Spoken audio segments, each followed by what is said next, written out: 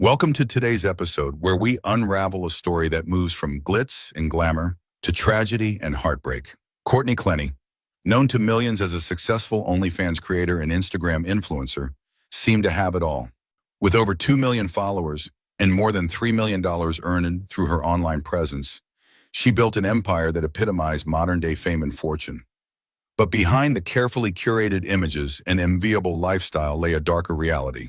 On April 3rd, 2022, that reality shattered when her boyfriend, Christian Obumseli, tragically lost his life in a violent altercation inside their luxury Miami apartment. What went so wrong? Was this a case of self-defense, as Courtney claimed, or was it something far more sinister? What do the text messages, videos, and eyewitness accounts reveal about the dynamics of their relationship? And ultimately, will justice be served?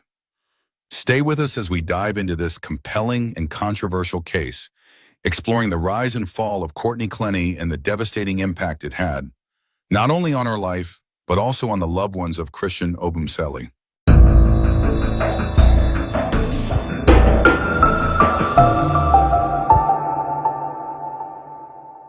Let's start by taking a closer look at the two central figures in this story, Courtney Clenny and Christian Obumseli, two individuals whose lives intertwined with both passion and turmoil.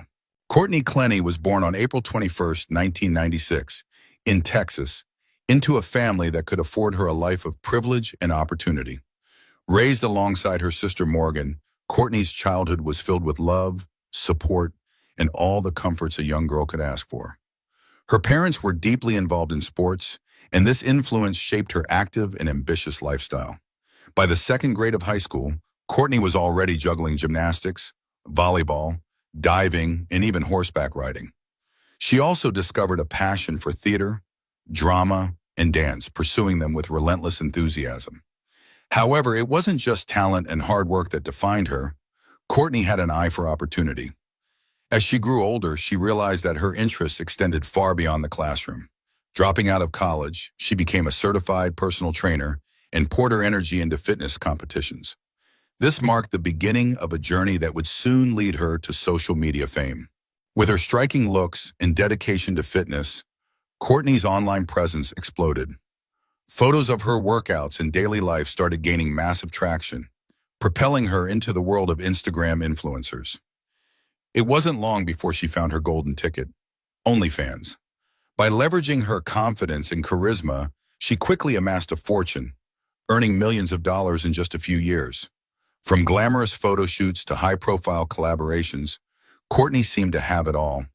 Yet behind the filters and captions, cracks in her seemingly perfect life began to show. Despite her financial success and the envy of her millions of followers, Courtney's personal life was far from the polished image she portrayed online. Christian Obumseli, or Toby as he was lovingly called, was the kind of person who could brighten anyone's day. Born on April 12, 1994 in Dallas, Texas, Toby exuded warmth, kindness, and an infectious energy that left everyone around him feeling uplifted. Whether on the basketball court or the football field, his natural athleticism and relentless work ethic were impossible to ignore.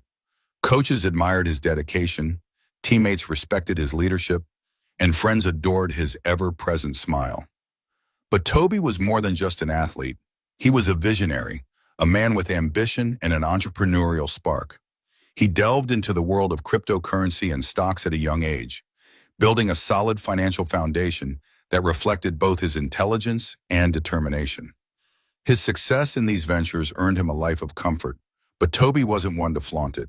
Instead, he remained grounded, caring deeply for his friends and family. In 2020, Toby met Courtney Clenny, and his world seemed to gain a new kind of brilliance. Their relationship started like a fairy tale, filled with passion, excitement, and shared dreams. Friends described them as inseparable, deeply in love, and thriving together. Yet, as is often the case, what looked perfect from the outside was far from flawless within. Over time, the vibrant and joyful Toby began to change. Where there was once lightness, there was now stress. The once confident and carefree man appeared burdened, withdrawn, and deeply troubled. Behind closed doors, cracks were beginning to show in their seemingly picture-perfect romance, cracks that would soon lead to something much darker and far more tragic. What started as a passionate romance between Courtney Clenny and Christian Toby Obumseli soon began to unravel into something far more toxic and destructive. Behind the curated images of their seemingly glamorous life together, a darker reality was taking shape, one that would leave scars far deeper than anyone could imagine. Courtney's behavior began to spiral out of control, fueled by her struggle with alcohol and an inability to manage her emotions. What might have been minor disagreements for most couples often escalated into violent outbursts.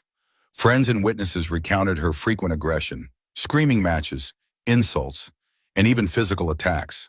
The most chilling detail was Courtney's use of racial slurs and degrading comments toward Toby, cutting deeply into the man who once adored her.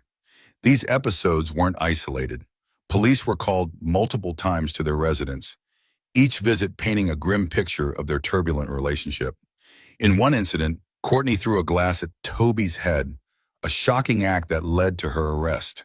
Yet, even then, Toby pleaded for her release, defending her despite the visible injuries she had inflicted. His refusal to press charges wasn't just a testament to his love. It was a heartbreaking reflection of how deeply trapped he was in their toxic dynamic. For those who knew Toby, the change in him was impossible to ignore. Once the life of the party and a beacon of positivity, Toby became increasingly withdrawn. The bright, ambitious man they loved was now overshadowed by stress, sadness, and exhaustion. His radiant smile, which once lit up every room, was slowly fading under the weight of their relationship. What was once a love story had turned into a nightmare, one marked by control, manipulation, and relentless emotional turmoil.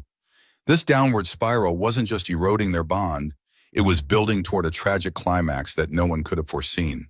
April 3rd, 2022 was an unseasonably stormy day in Miami, but the weather outside paled in comparison to the storm brewing inside the luxurious high-rise apartment of Courtney Clenny and Christian Toby Obumseli. What started as yet another argument in their turbulent relationship quickly spiraled into violence, culminating in a moment of irreversible tragedy. Inside their $10,000 a month apartment, with sweeping views of Biscayne Bay, Courtney and Toby's voices could be heard echoing through the halls as tensions reached their breaking point. The specifics of their fight remain clouded by Courtney's inconsistent account. But what is known is this. At some point during the altercation, Courtney grabbed a knife and fatally stabbed Toby in the chest. The blade penetrated deeply, striking a critical artery just above a tattoo of Courtney's name. A chilling and tragic irony. As Toby lay bleeding heavily on the floor, the clock began ticking. Every second counted, yet Courtney's actions in these crucial moments raised alarming questions.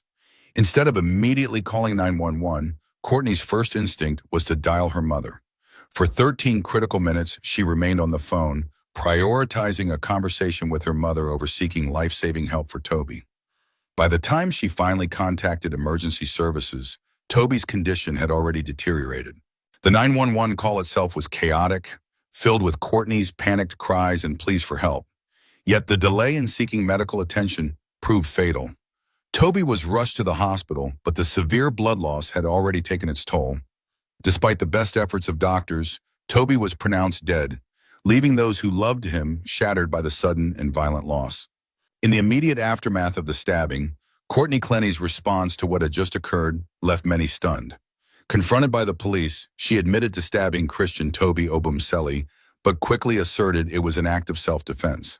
According to Courtney, an argument had escalated violently, with Toby allegedly grabbing her by the neck and throwing her to the floor. In a supposed moment of fear and desperation, she claimed she had acted to protect herself. However, her behavior following the incident painted a complex and contradictory picture. Witnesses outside the apartment saw Courtney covered in Toby's blood, yet bizarrely calm in moments, kissing her buttocks while shouting for the police to arrive. She made no effort to assist Toby as he bled out on the floor, and her delay in calling 911 raised significant doubts about her account of the events. Meanwhile, Courtney's demeanor during her initial questioning added to the growing unease about her story. She fluctuated between panic and apparent indifference, at times appearing emotionally detached. Her explanation of the events was inconsistent, raising suspicions about whether this was truly self-defense or something far more sinister. Authorities decided to place Courtney under observation at a psychiatric facility under Florida's Baker Act. This legal measure, used when someone is deemed a danger to themselves or others, allowed her to be held for up to 72 hours for evaluation.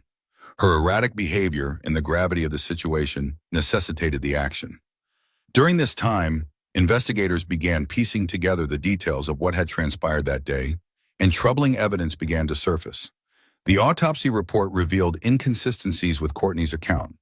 The depth of the stab wound, its angle, and its precise location suggested it was unlikely to have been inflicted from a distance, as she had claimed when she said she threw the knife. Moreover, police noted a lack of visible injuries on Courtney that would have supported her claim of a violent struggle. Text messages and audio recordings recovered from Toby's phone added further context. These messages revealed a relationship riddled with volatility and abuse. In one text, Toby heartbreakingly admitted that despite Courtney stabbing him in the past, he still loved her and wanted to make things work. These messages painted a stark contrast to Courtney's narrative of being the victim, suggesting instead a long history of her aggression and his attempts to pacify or protect her. For Toby's family, the aftermath was a devastating blend of grief and frustration. They rejected Courtney's claims of self-defense, describing Toby as a kind, loving, and gentle soul who would never pose the kind of threat she alleged. They spoke openly about the sacrifices Toby had made in his efforts to support and love Courtney, only for his life to end so tragically. As news of the incident spread, public scrutiny turned toward Courtney's past behavior. Videos and reports of her volatile nature and history of violence surfaced, casting an even darker shadow over her claims. Meanwhile, the world watched as this case began to unfold, one that was as shocking as it was heartbreaking. For Courtney, this marked the beginning of an uphill legal battle to prove her innocence. For Toby's family and friends, it was the start of a relentless pursuit of justice, determined to ensure that his story would not be overshadowed or forgotten. The aftermath of that fateful day left a trail of pain, unanswered questions, and the haunting legacy of a love that had turned into tragedy. The case of Courtney Clenny took a monumental turn in August 2022 when she was arrested and charged with second-degree murder. For months after Christian Toby Obumseli's tragic death, Courtney had walked free, claiming she acted in self-defense during a violent altercation. But the growing mountain of evidence against her would ultimately dismantle that narrative and lead to her arrest. Courtney was taken into custody in Hawaii, where she had been staying at a rehabilitation center for substance abuse and PTSD. Her arrest signaled that the Miami authorities, after extensive investigation, believed they had enough evidence to charge her with murder. But what exactly led to this decision? The most critical piece of evidence came from the medical examiner's findings. The autopsy revealed that the trajectory and depth of Toby's stab wound were inconsistent with Courtney's claim that she had thrown the knife from a distance. The wound was precise and forceful, indicating that the knife had been deliberately plunged into Toby's chest at close range. The depth of the wound, over 3 inches, was a clear sign of intentional and direct action, not an impulsive toss. Adding to this were the observations made by police officers who interviewed Courtney immediately after the incident. Despite her claims of being physically attacked by Toby, there were no visible injuries on her body, no bruises, scratches, or marks to corroborate her account of a violent struggle. This stark contrast between her statements and the physical evidence raised serious doubts about her credibility. The evidence against Courtney didn't stop there. Investigators uncovered a series of troubling text messages and voice recordings between the couple, providing a glimpse into their toxic and abusive relationship. In one particularly harrowing message, Toby described a prior incident where Courtney had stabbed him in the leg, yet he had forgiven her and tried to make their relationship work. These texts, along with video footage of Courtney berating and physically attacking Toby, painted a picture of a deeply troubled dynamic, one where Courtney was often the aggressor. Courtney's defense team fought hard to suppress this evidence. They filed motions to block the recordings made by Toby, arguing that they were private and inadmissible. They also sought to prevent the release of case details to the public, citing concerns over potential bias. However, the judge denied these motions, ensuring that the full scope of evidence would be available for the trial. For Toby's family and friends, Courtney's arrest was a step toward justice, but it was also a painful reminder of the loss they had suffered. They remained vocal in their belief that Toby's death was not a result of self-defense, but the culmination of a pattern of abuse that had gone unchecked for too long.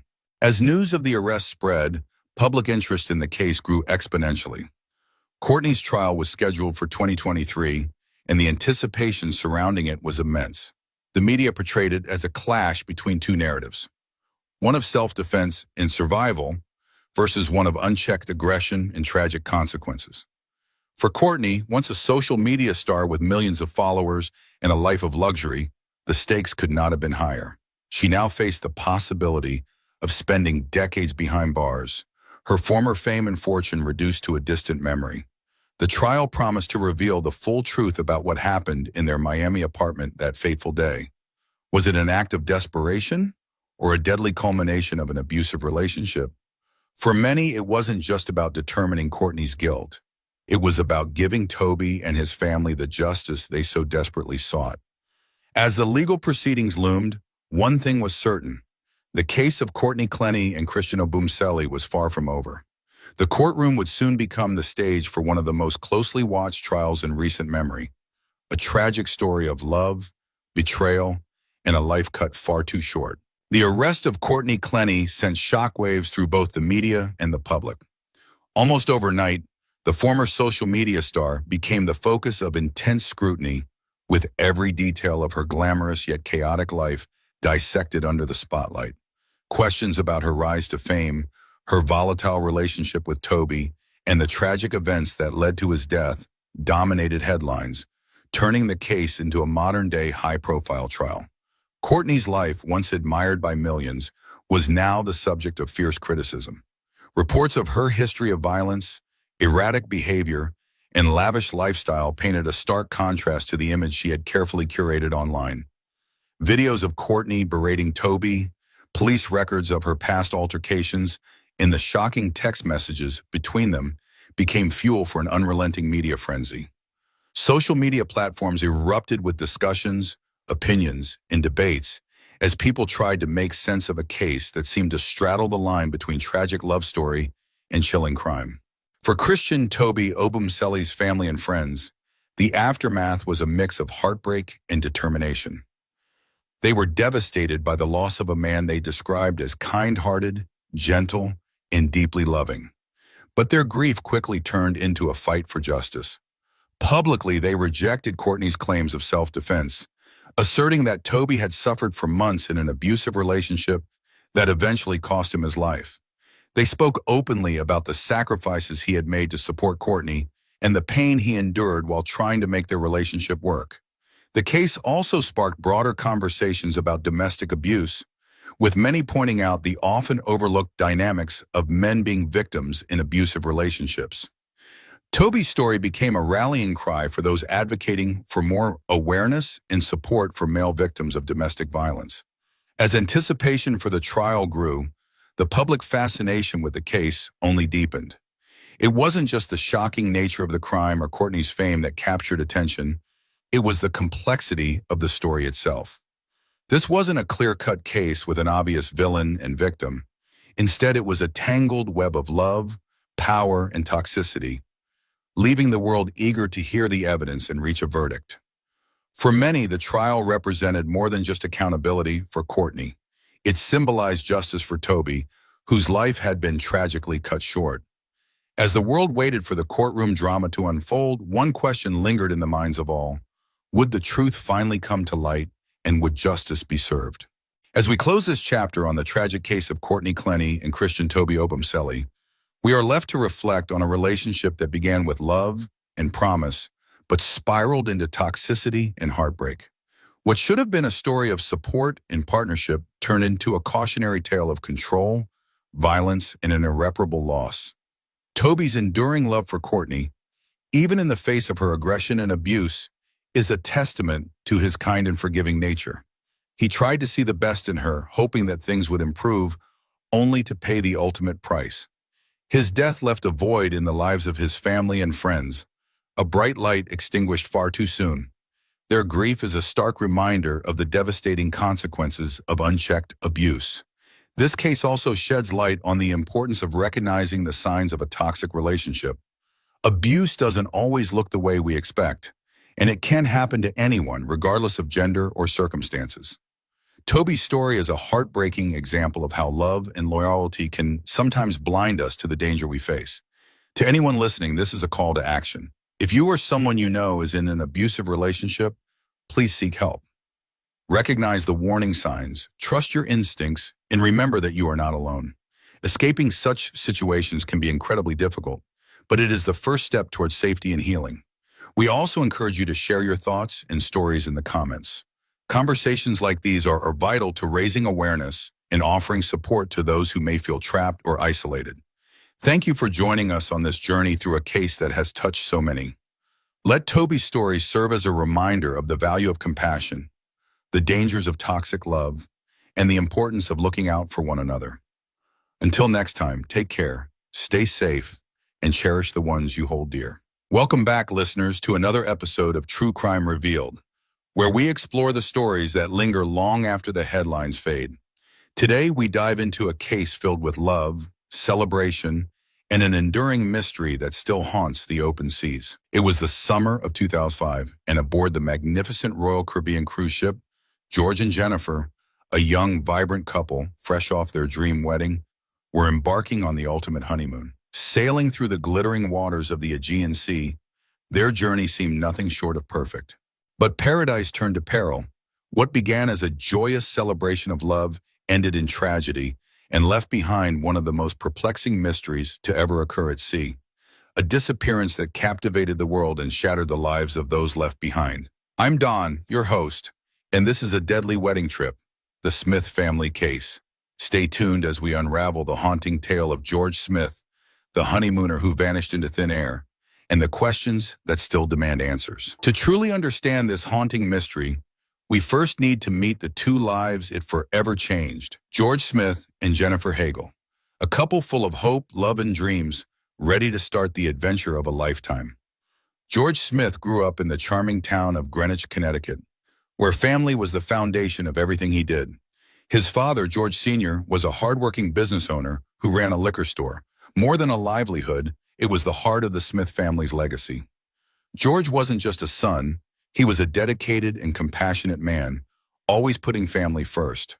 After earning his business degree from Babson College, he spent some time pursuing his career in Boston. But his love for family drew him back home, where he committed to helping his parents run the family business. For George, it wasn't just about responsibility. It was about creating a future where his parents could finally enjoy the life they'd worked so hard to build. Then there was Jennifer Hagel, a Connecticut native whose energy and passion lit up every room she entered. As an elementary school teacher, Jennifer was ambitious, intelligent, and deeply caring, a woman who brought warmth and joy to everyone around her. When George met Jennifer, it wasn't just a romance. It was the start of a partnership built on shared dreams and unwavering love. In June 2005, George and Jennifer began their journey together with a breathtaking wedding at Castle Hill Inn in Newport, Rhode Island. Picture this, the sun dipping low over the ocean, a gentle breeze carrying the laughter of friends and family, and two people promising forever against the backdrop of the waves. It was the perfect start to a life full of promise. To celebrate their new life, they set sail on a luxurious 12-day honeymoon cruise through the sparkling waters of the Aegean Sea. From Barcelona to the picturesque shores of Italy and Greece, every stop promised adventure, romance, and unforgettable memories. For George Smith and Jennifer Hagel, it was the beginning of what should have been their happily ever after. But what they couldn't know was that their dream journey would take a tragic and unimaginable turn. A love story that began with joy and celebration would soon unravel into a chilling mystery, one that remains unsolved to this day. The honeymoon was everything George Smith and Jennifer Hagel had dreamed of. A luxurious 12-day journey through the Mediterranean's most breathtaking destinations. From the cosmopolitan charm of Barcelona to the sun-drenched beaches of the Greek islands, every stop offered a postcard-perfect adventure. But among all the picturesque locations, it was Mykonos that truly captured their hearts. The crystal-clear waters, the narrow cobblestone streets of its old town, and the intimate dinners in seaside taverns created memories they would carry forever. Or so it seemed. Back on the ship, George and Jennifer were the kind of couple who easily made friends. Their vibrant personalities drew people to them, and they quickly formed a close-knit group with fellow passengers.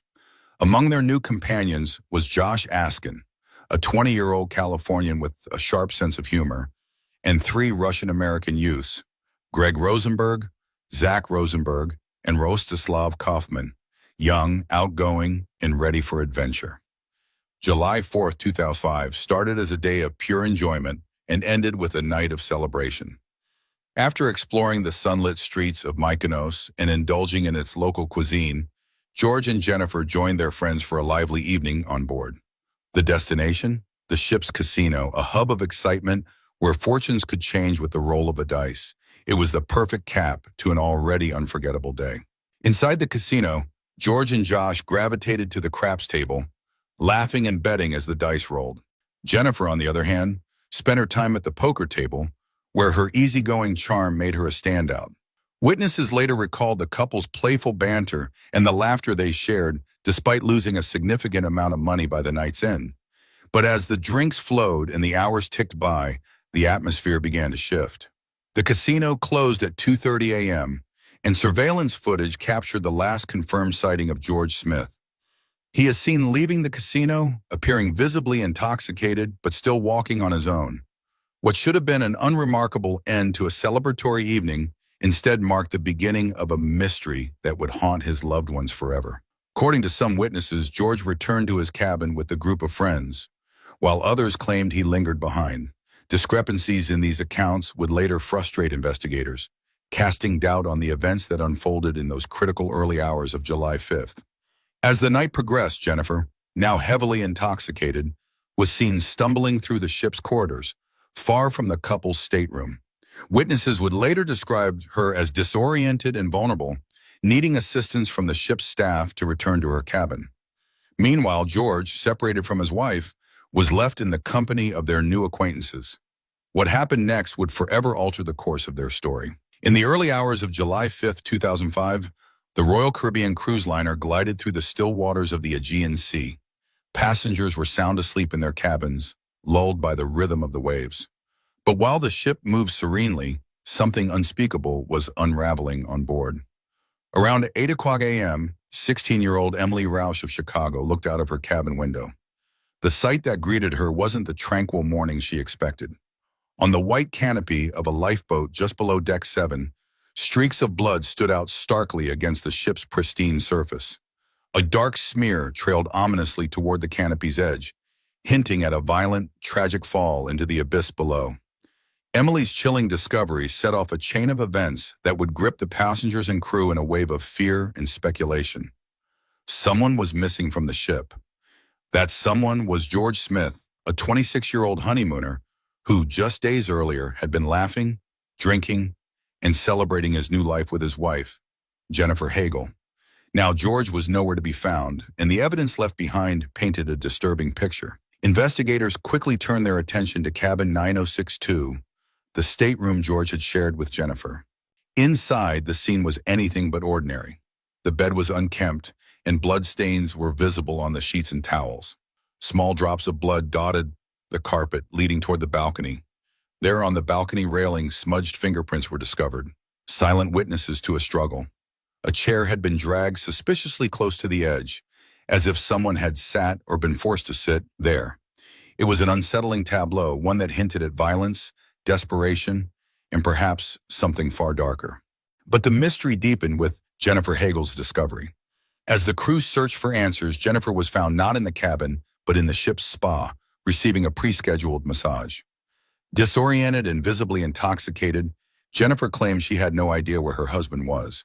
She explained that she had last seen him the night before, assuming he was with friends or had returned to their room while she wandered the ship.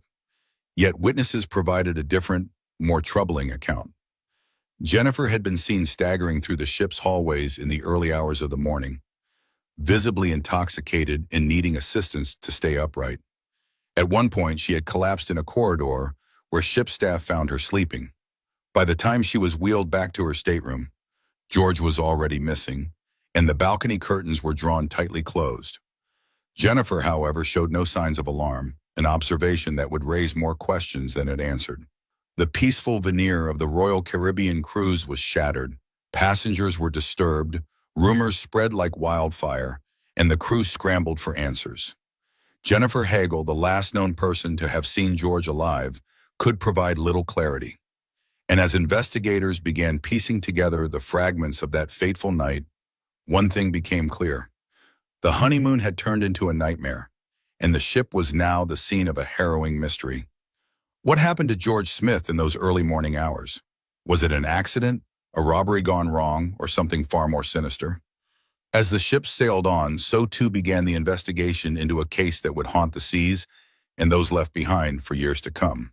When the Royal Caribbean liner docked in Turkey, the investigation into George Smith's disappearance officially began. Turkish authorities boarded the ship, met with a torrent of rumors, unease, and unanswered questions. What had initially seemed like a tragic accident was quickly taking on the form of something far more sinister. The evidence that awaited them in cabin 962 and the accounts of that night painted a grim and deeply conflicting picture. But Jennifer wasn't the only one under scrutiny. Investigators also turned their attention to a group of young men who had spent much of the night with George. This group included Josh Askin, a 20-year-old Californian known for his wit and charm, and 3 Russian-American youths, Greg Rosenberg, Zach Rosenberg, and Rostislav Kaufman. Their accounts of the night's events were inconsistent and at times downright suspicious. The young men claimed they had accompanied George back to his cabin around 3 a.m., placing him in bed before leaving. Yet discrepancies in their stories quickly emerged. Josh Askin, for instance, alleged that Jennifer had left the casino with another man, a claim contradicted by ship security footage, which showed her stumbling away alone. Then there was the matter of a chilling videotape that surfaced during the investigation. In it, the young men were seen laughing and joking about giving someone a lesson in paragliding without a parachute. While they insisted it was just a joke, the timing and context raised serious suspicions about their involvement in George's disappearance. The physical evidence pointed to more than just an accident. Bloodstains in the cabin and on the canopy suggested a violent struggle or trauma. But what had caused it? Witnesses recalled George and Jennifer discussing large sums of money earlier that night, wedding gifts or casino winnings, depending on the account. Could they have been targeted for robbery? George wore an expensive Breitling watch, and Jennifer's engagement ring was a valuable piece. Had someone entered the cabin looking for cash or valuables? Or was this a case of alcohol-fueled recklessness spiraling out of control? And then there was the matter of the chair by the balcony. Its position suggested that George or someone else had been sitting there. Was it voluntary? Was he coerced? Theories swirled. Had George fallen accidentally, climbed over the railing in a drunken daze, or been pushed during a struggle? The answers were as elusive as George himself. Jennifer's claims of memory loss, the young men's conflicting testimonies, and the unsettling physical evidence left behind turned the investigation into a tangled web of contradictions. Turkish authorities tried to piece together the night's events, but for every question answered, 2 more emerged. What was clear was this: George Smith had suffered before his disappearance, and someone on board the Royal Caribbean ship knew more than they were saying. The case was only just beginning, but the path to the truth was shrouded in doubt, deception, and a growing sense that justice would be anything but straightforward. The disappearance of George Smith wasn't just a mystery, it was a devastating loss for the Smith family. And while the cruise liner sailed on, their lives came to a halt. For George's parents and his sister Bree, grief quickly turned into a fight for answers, for justice, and for the truth about what really happened that night on the Royal Caribbean. The Smith family's first demand was for transparency. They pushed Royal Caribbean to cooperate fully with investigators and share any evidence that might shed light on George's fate. Frustrated by the lack of progress, they took matters into their own hands. To draw attention to the case and encourage witnesses to come forward, they offered a $100,000 reward for any information leading to answers. The Smiths also called for a boycott of Royal Caribbean, accusing the cruise line of prioritizing their reputation and profits over uncovering the truth. But the Smiths weren't just relying on public pressure. They enlisted the help of independent forensic expert Dr. Henry Lee, whose meticulous work had previously been key in high-profile cases.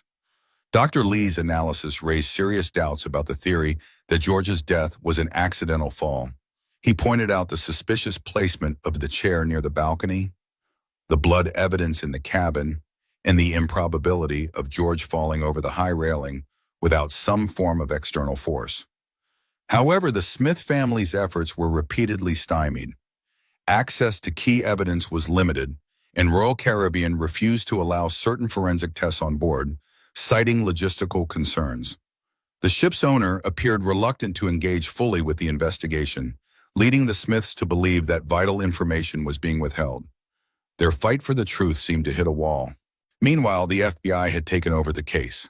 Federal agents conducted polygraph tests and interrogations with key individuals who had been with George that night. Among them was Josh Askin, the charismatic Californian, and the Russian-American youths, Greg, Zach, and Rostislav. The results of these interrogations only deepened suspicions.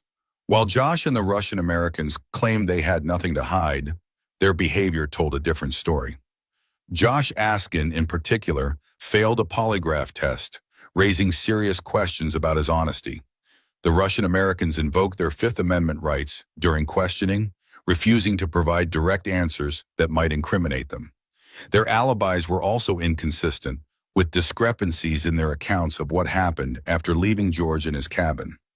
Investigators noted that their testimonies often contradicted each other and lacked credibility.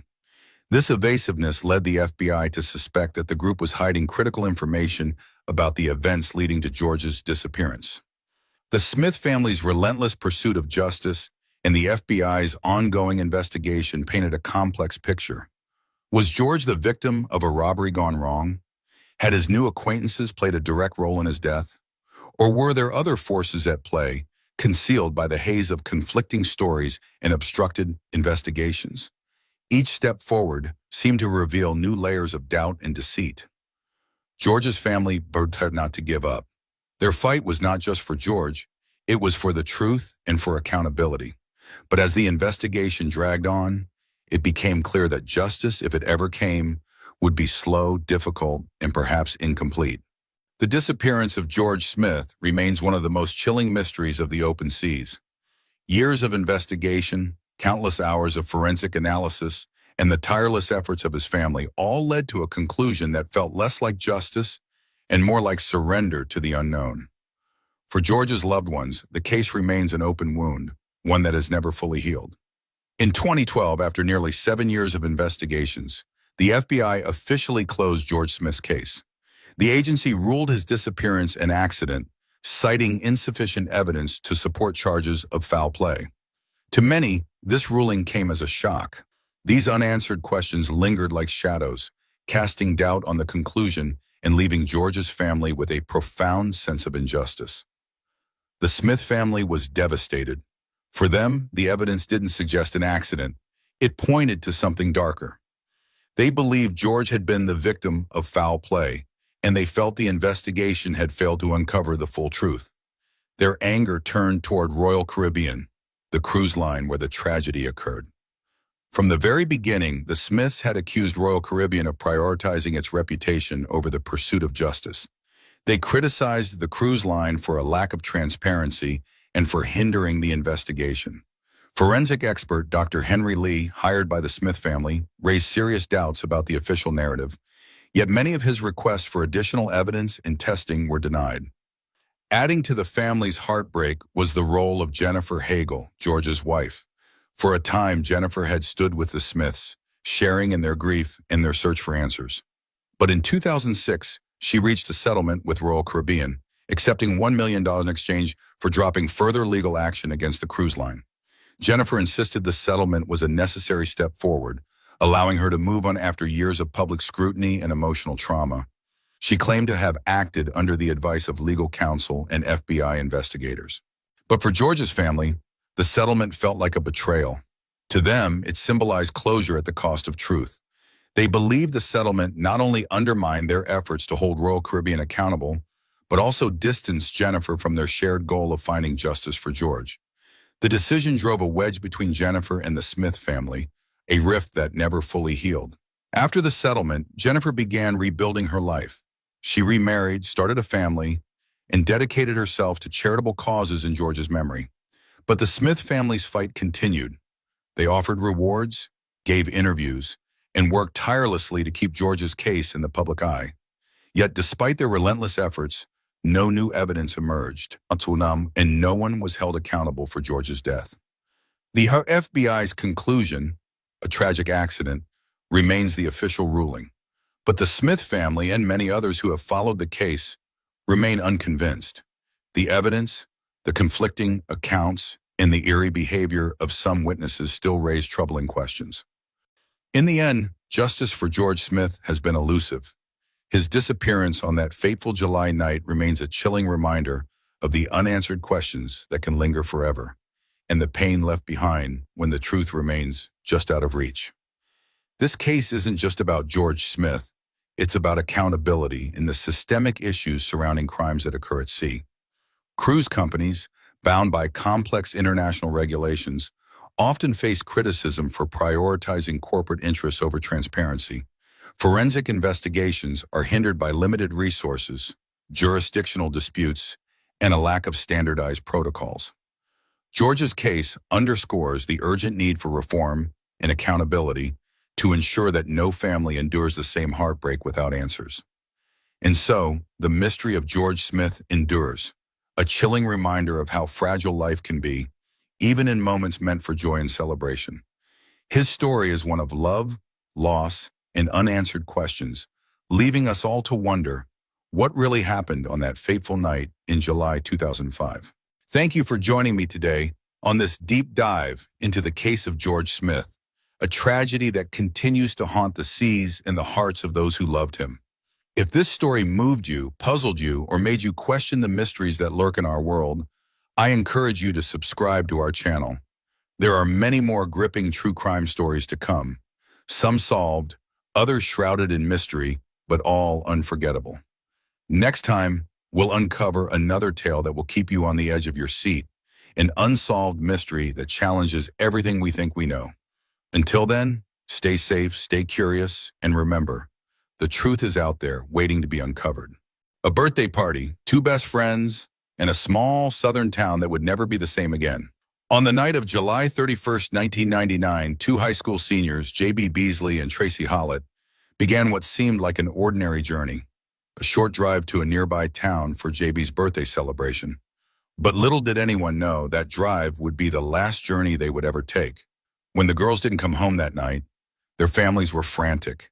Hours turned into a nightmare when their lifeless bodies were discovered in the trunk of their car. What happened in the quiet streets of Ozark, Alabama that night? Was it just a case of two girls lost in an unfamiliar place, or something far more chilling? Hello and welcome to True Crime Revealed, the podcast where we uncover the darkest mysteries, twisted tales, and cases that will leave you questioning everything. Today we're diving into a case with layers of intrigue, heartbreak, and shocking twists. Our story takes us to Ozark, Alabama, a quiet town near the Florida border. Known for its charm and community, Ozark was the last place anyone expected to hear about a brutal double homicide. But in the summer of 1999, that tranquility was shattered. And even decades later, the town hasn't forgotten. So let's rewind. Back to July 31st, 1999. Two best friends, J.B. Beasley and Tracy Hollett, set out for a birthday party. It should have been a night filled with fun, laughter, and teenage memories. But somewhere along the way, something went horribly, horribly wrong. What exactly happened that night? Well, stay with me, because this story is not as simple as it seems. To truly understand the heartbreak of this case, we need to start by getting to know J.B. Beasley and Tracy Hollett, two young women who were more than just victims of a crime. They were daughters, sisters, and friends. They had dreams, hopes, and lives full of promise. J.B. Hilton Green Beasley was born on July 31st, 1981, the same day she would later lose her life. J.B. was the kind of girl who lit up a room with her energy. Outgoing and talented, she poured her heart into everything she did. Whether it was cheerleading, playing piano, or spending time with her family, J.B. always gave her all. She was the second oldest of 5 sisters, and her close-knit family adored her. After her parents' separation, J.B. moved with her mother to Dothan, Alabama, where she grew up in a loving home with her stepfather and sisters. She was the type of person everyone gravitated toward, a leader, a friend, and someone who loved making memories with those around her. Then there was Tracy Jean Hollett. Born on March 3rd, 1982, Tracy had a quieter demeanor but a heart just as big. She was the responsible one, a protective older sister to her two younger brothers. After her father passed away when she was only 5, Tracy grew up helping her mother and stepfather raise the family. She was kind, selfless, and always put others first. Like JB, Tracy excelled at school and was also a cheerleader. Although they had different personalities, JB being the extroverted social butterfly and Tracy the thoughtful listener, the two girls complemented each other perfectly. Together they became inseparable best friends, a bond that only grew stronger over the years. It was supposed to be a night of celebration, a birthday party for J.B. Beasley. At around 10:05 p.m. on July 31st, 1999, J.B. and her best friend Tracy Hollett left their hometown of Dothan, Alabama, in J.B.'s black Mazda 929. Their plan was simple: drive to Headland, just a short distance north, and enjoy an evening with friends. But something went wrong almost immediately. The girls, unfamiliar with the back roads of Alabama, found themselves lost. At around 10:30 p.m., they stopped at a BP gas station near the intersection of Routes 173 and 431 in Headland. JB and Tracy used a payphone to call their friends for directions to the party. Witnesses reported seeing the girls here, seemingly calm but clearly unsure of their route. Instead of finding their way to the party, they ended up driving 24 miles northwest to Ozark, Alabama, a detour that made no sense. Why didn't they turn back toward Dothan? Were they simply too confused by the directions, or did something or someone lure them in another direction? At 11:30 p.m., the girls stopped again, this time at a convenience store called the Big Little Store. The store was closed, but Tracy used the payphone to call her mother, Carolyn. In that call, she admitted they were lost and told her mom they planned to head back home. As they stood near the payphone, a local woman, Marilyn Merritt, and her daughters pulled into the parking lot to grab a soda from the vending machine. Marilyn remembered the girls well. They were polite, well-dressed, and had a clean car. The kind of young women you wouldn't think twice about trusting. Marilyn gave them directions back to Dothan and watched as they drove off, turning right, just as she instructed. For all intents and purposes, the girls seemed to be heading home. But something happened after they left the Big Little Store. Whatever it was, it sealed their fate. By 8 a.m. the next morning, Tracy's mother called the police, frantic that her daughter hadn't come home. Within hours, officers located JB's black Mazda 929 parked on Herring Avenue in Ozark. It wasn't hidden or abandoned in a remote area. It was parked in plain sight on a residential street. The scene was strange. The car, which had been freshly filled with bomb, was almost empty. It was covered in mud, suggesting it had been driven through rough terrain. The driver's side window was partially rolled down, but the doors were locked. Police couldn't find any signs of forced entry. Inside the car, JB's driver's license was lying on the dashboard alongside both girls' purses, cash, and jewelry. Nothing was missing. This wasn't a robbery, but the keys to the car were nowhere to be found. For 6 long hours, the trunk of the car remained locked. Investigators had no idea what they would find inside, but eventually they realized they could open it using an interior latch. What they discovered sent shockwaves through the community. The lifeless bodies of J.B. Beasley and Tracy Hollett were inside the trunk. Both girls were fully clothed, but their pants were soiled from the waist down, indicating extreme fear or trauma. They had each been shot once in the head, execution style. Tracy was shot in the temple, while J.B. had been struck in the right cheek. The shell casing from a 9mm bullet was found on Tracy's leg. Their clothing was muddy and scratched, suggesting a struggle before they were forced into the trunk. J.B.'s shoes, which she had purchased just days earlier, were caked in mud. Imagine the fear and pain these two young girls must have felt in their final moments. They were just 17 years old. One moment they were lost on a country road, calling for help. The next, they were brutally murdered, their lives stolen before they even began. When the bodies of J.B. Beasley and Tracy Hollett were discovered in the trunk of J.B.'s car, the police knew they were facing a brutal, cold-blooded crime. But what they didn't know was how the puzzle pieces of this case would refuse to fit together. From the very beginning, investigators were met with contradictory evidence, false leads, and a haunting lack of answers. This wasn't just a mystery, It was the beginning of a long, frustrating road toward justice. As is common in cases like this, investigators began by exploring the most obvious explanations. The first theory was robbery. Two teenage girls stranded in a small town at night could easily have been seen as targets for theft. But this theory quickly fell apart. Inside JB's car, police found the girls' purses untouched, with their hashish, jewelry, and credit cards still inside. Nothing of value had been taken. This wasn't a robbery gone wrong. Then there was the question of sexual assault, a horrifyingly common motive in cases involving young women. But when the medical examiner's report came back, it showed no physical evidence that the girls had been sexually assaulted. No signs of struggle, no injuries suggesting such an act. For a brief moment, it seemed like this might rule out any sexual motive. But 2 months later, the investigation took an unexpected turn. A report from the state crime lab revealed traces of semen on JB's bra, panties, and skin. This discovery forced investigators to reconsider the entire crime. Was this clue the key to finding the killer, or would it only add to the growing list of mysteries? The car itself also raised unsettling questions. Why was it muddy? Why was the gas tank almost empty when it had been filled just hours earlier? And then there was the trunk, a locked vault hiding the horror inside. On its lid, police found a palm print. They believed this print might belong to the killer, but there was a problem. It didn't match anyone in the system, at least not yet.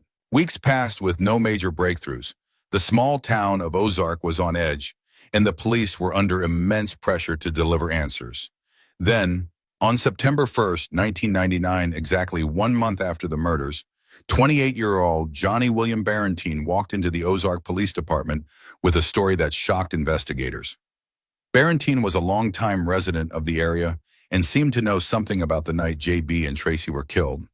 He told police he had been out late on July 31st, driving to buy milk for his young son. On his way, he claimed, he witnessed a black truck speeding near Herring Avenue, the very street where JB's car was found. At first, this seemed like a promising lead, but as police pressed for details, Barentine's story began to evolve in strange and troubling ways.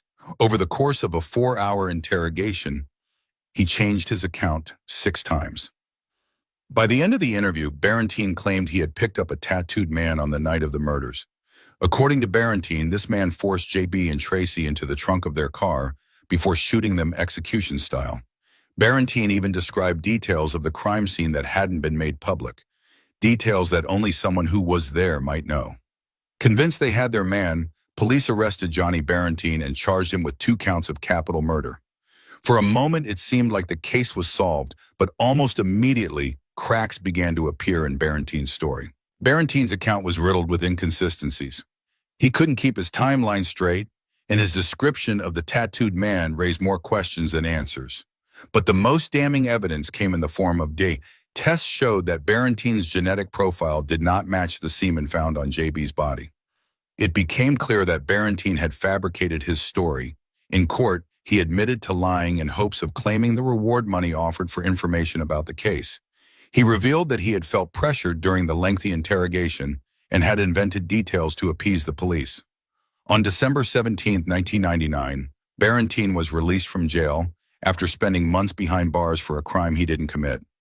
This was a devastating blow to the investigation. Not only had police wasted valuable time and resources, but the community began to lose faith in their ability to solve the case. The mishandling of Barentine's case led to harsh criticism of the Ozark Police Department. People wondered if the investigators had been too quick to latch onto a suspect, ignoring the glaring holes in their evidence. Even the families of JB and Tracy began to question whether justice would ever be served. With Barentine cleared, the case was back to square one. Investigators still had the palm print. They still had the unknown DNA, but they had no suspects, no witnesses, and no clear motive.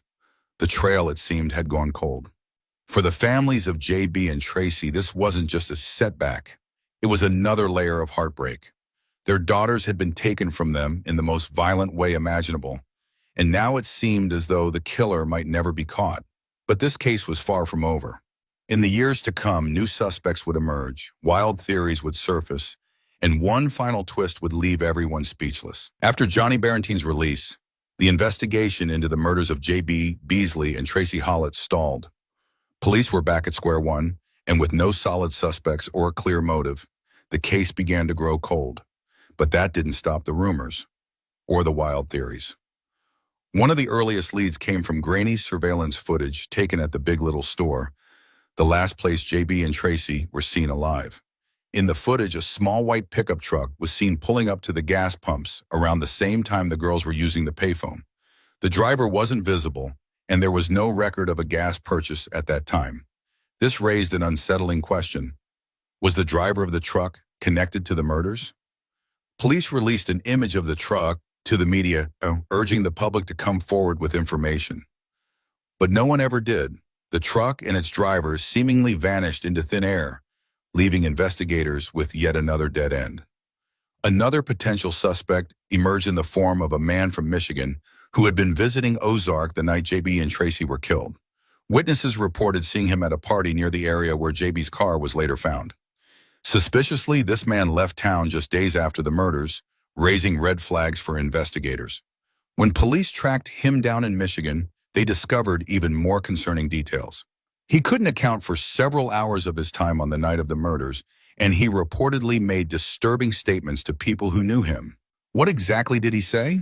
Authorities never revealed those specifics, but despite the suspicious circumstances, this lead too fell apart when his DNA didn't match the evidence found on JB's body. Months later, in March 2000, a local woman came forward with chilling new information.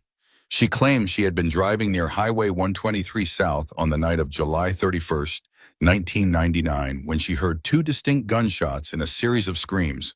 Why did she wait so long to come forward? According to her, fear of getting involved had kept her silent.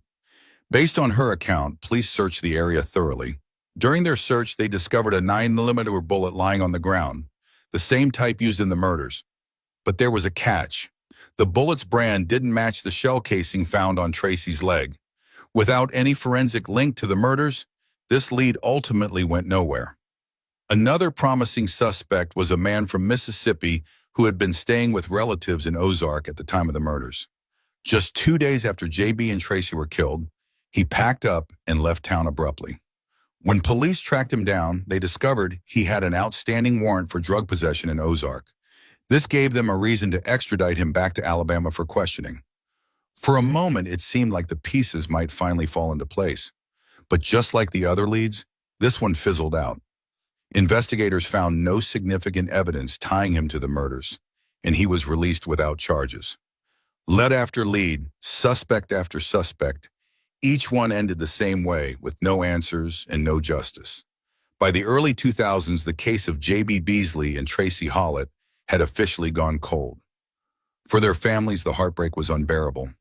They had lost their daughters in the most violent way imaginable, and now it seemed as though the killer might never be found. For nearly 2 decades, the case languished in silence. JB and Tracy became just another cold case, their names added to a growing list of unsolved crimes in small-town America. But even as the years passed, investigators refused to give up hope. They held on to the DNA evidence, believing that one day it might lead them to the truth. For over 15 years, the case of J.B. Beasley and Tracy Hollett had gone cold. Their families were left without answers, and the town of Ozark quietly tried to move on. But in 2015, a bombshell allegation reignited the case, plunging it into controversy and sparking outrage across the community. In 2015, a sworn Ozark auxiliary police officer named Rena Crum came forward with a story that would shake the foundation of the investigation. According to Rena, the murders of JB and Tracy weren't random at all. She claimed they were part of a cover-up orchestrated by law enforcement. Rena alleged that on the night of July 31st, 1999, an Ozark police officer had pulled over JB Beasley. The reason? He was demanding the location of cassette tapes that allegedly contained incriminating conversations about local officers' involvement in cocaine trafficking. When JB couldn't produce the tapes, the situation escalated. According to Rena, this officer was directly responsible for the murders of JB and Tracy, shooting them to silence them forever. She also accused other members of the Ozark Police Department of helping to cover up the crime by destroying evidence and suppressing leads. The accusations didn't stop there. Reyna named 3 officers, Gary Butch Whittington, Rex Tipton, and Eddie Henderson, as well as former police chief Tony Spivey. She claimed that they had harassed her and even threatened her life to keep the truth buried. But what about those cassette tapes? What was so important that it might have led to the murder of 2 innocent teenagers? Rena's allegations suggested that these tapes contained evidence linking Ozark law enforcement to illegal drug operations. Adding fuel to the fire, journalist John B. Carroll published an article around the same time, alleging that the tapes were supposed to be entered as evidence in a court case scheduled for August 2, 1999, just one day after Jay and Tracy were murdered. If true, this theory paints a chilling picture. Were JB and Tracy killed because someone believed they had the tapes, or simply because they were in the wrong place at the wrong time? Rena's accusations caused a media firestorm, reigniting public interest in the case. True crime forums and social media exploded with theories. Some people were convinced this was the key to solving the case. Others were skeptical, pointing out that Rena provided no physical evidence to back up her claims. The officers named by Rena categorically denied any involvement in the murders or a cover-up. They filed a defamation lawsuit against her, journalist John B. Carroll, and another individual involved in spreading the allegations. By 2018, the case was dismissed in court with no conclusive evidence to support Rena's claims. Meanwhile, Rena herself faced legal trouble. In 2016, she was convicted of harassing J.B. Beasley's sister and was sentenced to a suspended sentence and a fine. The accusations left the town of Ozark divided.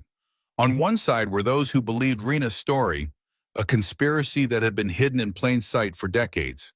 On the other were those who saw her claims as a desperate attempt to stir controversy without proof. For JB and Tracy's families, it was another painful chapter in their quest for justice.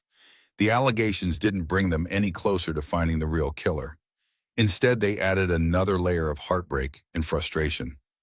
But even as the conspiracy theories swirled, investigators never stopped searching for answers. They still had the day evidence, and they still believed it could one day identify the killer. That day would finally come, but not before one last twist, one that no one saw coming. While conspiracy theories swirled and leads dried up, investigators held on to one critical piece of evidence, the DNA found on JB's body. In the early 2000s, this DNA hadn't yielded any matches, but by the late 2010s, advancements in technology offered a new opportunity to crack the case wide open. In 2018, a groundbreaking method of solving cold cases began gaining national attention. Using public genealogy databases, investigators could identify familial matches to unknown DNA profiles. This technique had already helped catch the infamous Golden State Killer and solve other decades-old crimes. By 2019, investigators in Ozark decided it was time to try this approach for JB and Tracy's case. The DNA evidence was sent to Parabon Nanolabs, a company specializing in genetic genealogy. Parabon's experts worked to trace the DNA to a family tree, eventually narrowing it down to one name, Coley McCraney. Coley McCraney was a name that shocked the investigators and the community alike. A local man with no prior criminal record, McCraney was an Air Force veteran and a well-respected member of the community. At the time of the murders, he was in his late 20s, married, and raising a family. On the surface, McCraney didn't fit the profile of a cold-blooded killer, but the DNA evidence didn't lie. The match was undeniable. It linked him directly to the semen found on JB's body, placing him at the scene of the crime. For investigators, this was the breakthrough they had been waiting for. On March 19, 2019, Coley McCraney was arrested during a routine traffic stop in Daleville, Alabama. He was charged with 2 counts of capital murder and 1 count of first-degree sexual assault. For the families of JB and Tracy, the news of his arrest brought a wave of emotions, relief that justice was finally within reach, but also the heartbreak of reliving the pain of that fateful night. The arrest of Coley McCraney sent shockwaves through Ozark. For years, people had speculated about who could commit such a horrific act. Now they were faced with the reality that the killer had been hiding in plain sight, living among them as an ordinary citizen. McCraney's arrest also sparked new questions. Why did he do it? Was it a random act of violence, or was there a deeper motive? And perhaps the most chilling question of all, could there be more victims? The arrest of Coley McCraney was a testament to the power of persistence and the advancements in forensic science. For 2 decades, JB and Tracy's families had held on to hope, and now that hope had finally paid off. But even as they prepared for the long road to trial, lingering questions remained. What exactly happened on the night of July 31st, 1999? Would McCraney reveal the truth, or would he take his secrets to the grave? Coley McCraney's trial was not just about convicting a man. It was about finding answers to a tragedy that had haunted families and a community for over 20 years. The trial began in April 2023, drawing intense media attention and reopening wounds that many had tried to heal. The case against McCraney rested heavily on the DNA evidence that linked him directly to the crime scene, but his defense raised complex questions that kept everyone on edge until the very end. The prosecution's case was clear and focused. They argued that the DNA evidence was irrefutable. The semen found on J.B. Beasley's body was a perfect match to Coley McCraney, a man who had denied ever meeting either J.B. or Tracy. Prosecutors described the crime as deliberate and calculated. 2 young girls lost in the wrong place at the wrong time, crossing paths with a man who decided to end their lives. The prosecution also highlighted McCraney's evasion of justice for 2 decades. Despite living in the area where the crime occurred, he had managed to avoid suspicion, leaving JB and Tracy's families to suffer in uncertainty. This, they argued, pointed to a calculated attempt to hide his involvement. But McCraney's defense team pushed back hard. They argued that while the DNA evidence proved contact, it didn't prove murder. They raised the possibility that McCraney's DNA could have been transferred to JB's body under circumstances unrelated to the crime. Without any witnesses placing McCraney at the scene or other physical evidence linking him to the murders, the defense claimed the prosecution's case relied too heavily on the DNA alone. The defense also emphasized McCraney's life and character. A military veteran with no prior criminal record, McCraney had lived quietly in the community for years. They suggested it was unlikely that a man with such a history would commit a brutal double murder and then return to a normal life without raising suspicion. The trial was emotionally charged with heartbreaking testimony from JB and Tracy's families. JB's mother, Cheryl, described her daughter's infectious energy and the devastation of losing her so suddenly. Tracy's mother, Carolyn, spoke about her daughter's selflessness and the unbearable pain of not being able to protect her. The courtroom also heard from investigators who had worked tirelessly on the case for decades. They recounted the early missteps, the frustration of dead ends, and the moment they finally made the DNA match that led to McCraney's arrest. Their testimony highlighted the painstaking effort it took to bring the case to trial, emphasizing how crucial the DNA evidence was to their investigation. When it was McCraney's turn to testify, he maintained his innocence. Calm and composed, he told the court that he had no knowledge of JB or Tracy and denied any involvement in their murders. When pressed about the DNA evidence, McCraney offered no explanation, instead doubling down on his claim that he had nothing to do with the crime. This lack of explanation was a turning point. While the defense tried to sow doubt about the DNA's significance, McCraney's refusal to address the evidence directly left many in the courtroom unconvinced. After weeks of testimony and hours of deliberation, the jury returned with their verdict. Coley McCraney was found guilty of the murders of J.B. Beasley and Tracy Hollett. For the families, it was a moment of both relief and sorrow, a step closer to justice, but one that could never bring back their daughters. McCraney was sentenced to life in prison without the possibility of parole, ensuring he would never again walk free. The verdict marked the end of a decades-long fight for answers, but it also left lingering questions. Why did McCraney commit this crime? Was it premeditated, or was it a chance encounter that spiraled into tragedy? And most haunting of all, could he have been involved in other crimes that have yet to be uncovered? For JB and Tracy's families, the verdict brought a sense of closure, but it didn't erase the pain of their loss.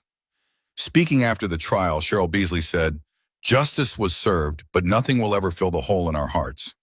Carolyn Hollett echoed those sentiments, expressing gratitude for the investigators and prosecutors who never gave up on their daughters. The trial also left a lasting impact on the community of Ozark. For years, this case had cast a shadow over the town, a grim reminder of the dangers that can lurk in even the most familiar places.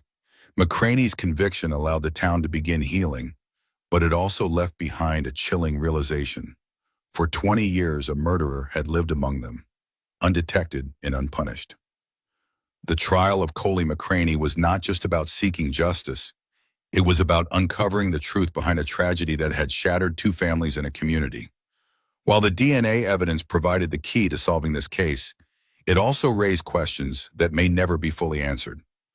What do you think about this case? Do you believe the DNA evidence alone was enough to convict Coley McCraney? Or do you think there are still pieces of the puzzle missing? Share your thoughts in the comments or connect with us on social media. Let's keep the conversation going. Thank you for joining me for this emotional journey on True Crime Revealed. Don't forget to subscribe for more stories of resilience, tragedy, and justice. Until next time, stay curious, stay safe, and hold your loved ones close. 14 years, a lifetime for some, a fleeting moment for others. But for the family of Georgina Kruger, it was an eternity of unanswered questions, sleepless nights, and relentless hope. This is the story of a girl with big dreams, a disappearance that baffled the nation, and an investigation that spanned over a decade. What happened to Georgina Kruger? How did her vibrant life come to such a sudden and mysterious end? And how did investigators finally uncover the dark truth so many years later? Join me as we unravel the chilling case of Georgina Kruger, a story of tragedy, deception, and ultimately, justice. This is the dark secret hidden for 14 years. To understand the tragedy of Georgina Kruger, we must first know who she was. A bright, creative soul whose dreams were as big as her heart. Born in Munich on April 11, 1992, Georgina was the middle child in a family of 5. She shared a close bond with her older brother Tommy and her younger sister Michelle. Her family described her as a spirited girl, full of energy and creativity, who could light up any room she entered. At the age of 11, her parents' divorce fractured the family dynamic. While Tommy went to live with their father, Georgina and Michelle stayed with their mother, Vesna, and their maternal grandmother. Despite the challenges, the girls were raised with love and a sense of stability in their new, smaller family unit. Georgina was a natural performer. Singing, dancing, and acting weren't just hobbies, they were her passions. She participated in school plays, attended acting classes, and even auditioned for professional roles. Just before her disappearance, she had been cast in a small role for a television series, a breakthrough she had dreamed about for years. In 2006, Vesna moved the family to Berlin in search of better opportunities. They settled in the Moabit district, living modestly but with high hopes for the future. For Georgina, this move was another step toward her dreams of stardom. But what should have been a fresh start for the Krugers would soon unravel into a nightmare no one could have imagined. By the summer of 2006, the Kruger family had begun to settle into their new life in Berlin's Moabit district. For Georgina, or Gina as her family lovingly called her, this was more than just a relocation. It was a fresh start filled with hope and opportunity. At just 14 years old, Gina was already a standout. She had a natural grace and beauty that turned heads wherever she went, and her talents in singing, dancing, and acting made her unforgettable. But as with most teenagers, standing out came with its challenges. Her new school was one of the best in the city, and Gina's presence immediately stirred up excitement. The boys in her class were captivated, often finding excuses to talk to her, while the girls were less welcoming. Jealousy reared its ugly head, and many saw her as a rival rather than a friend. Despite this, Gina remained her bright, optimistic self, always friendly and approachable, though she found it hard to forge deeper connections with her peers. But Gina's focus wasn't on school drama. Her dreams were far bigger. She envisioned herself on stage and screen, inspired by the glitz and glamour of Hollywood and the vibrant storytelling of Bollywood. And for Gina, these weren't just daydreams. She actively pursued her aspirations, attending acting classes, participating in school plays, and auditioning for roles whenever she could.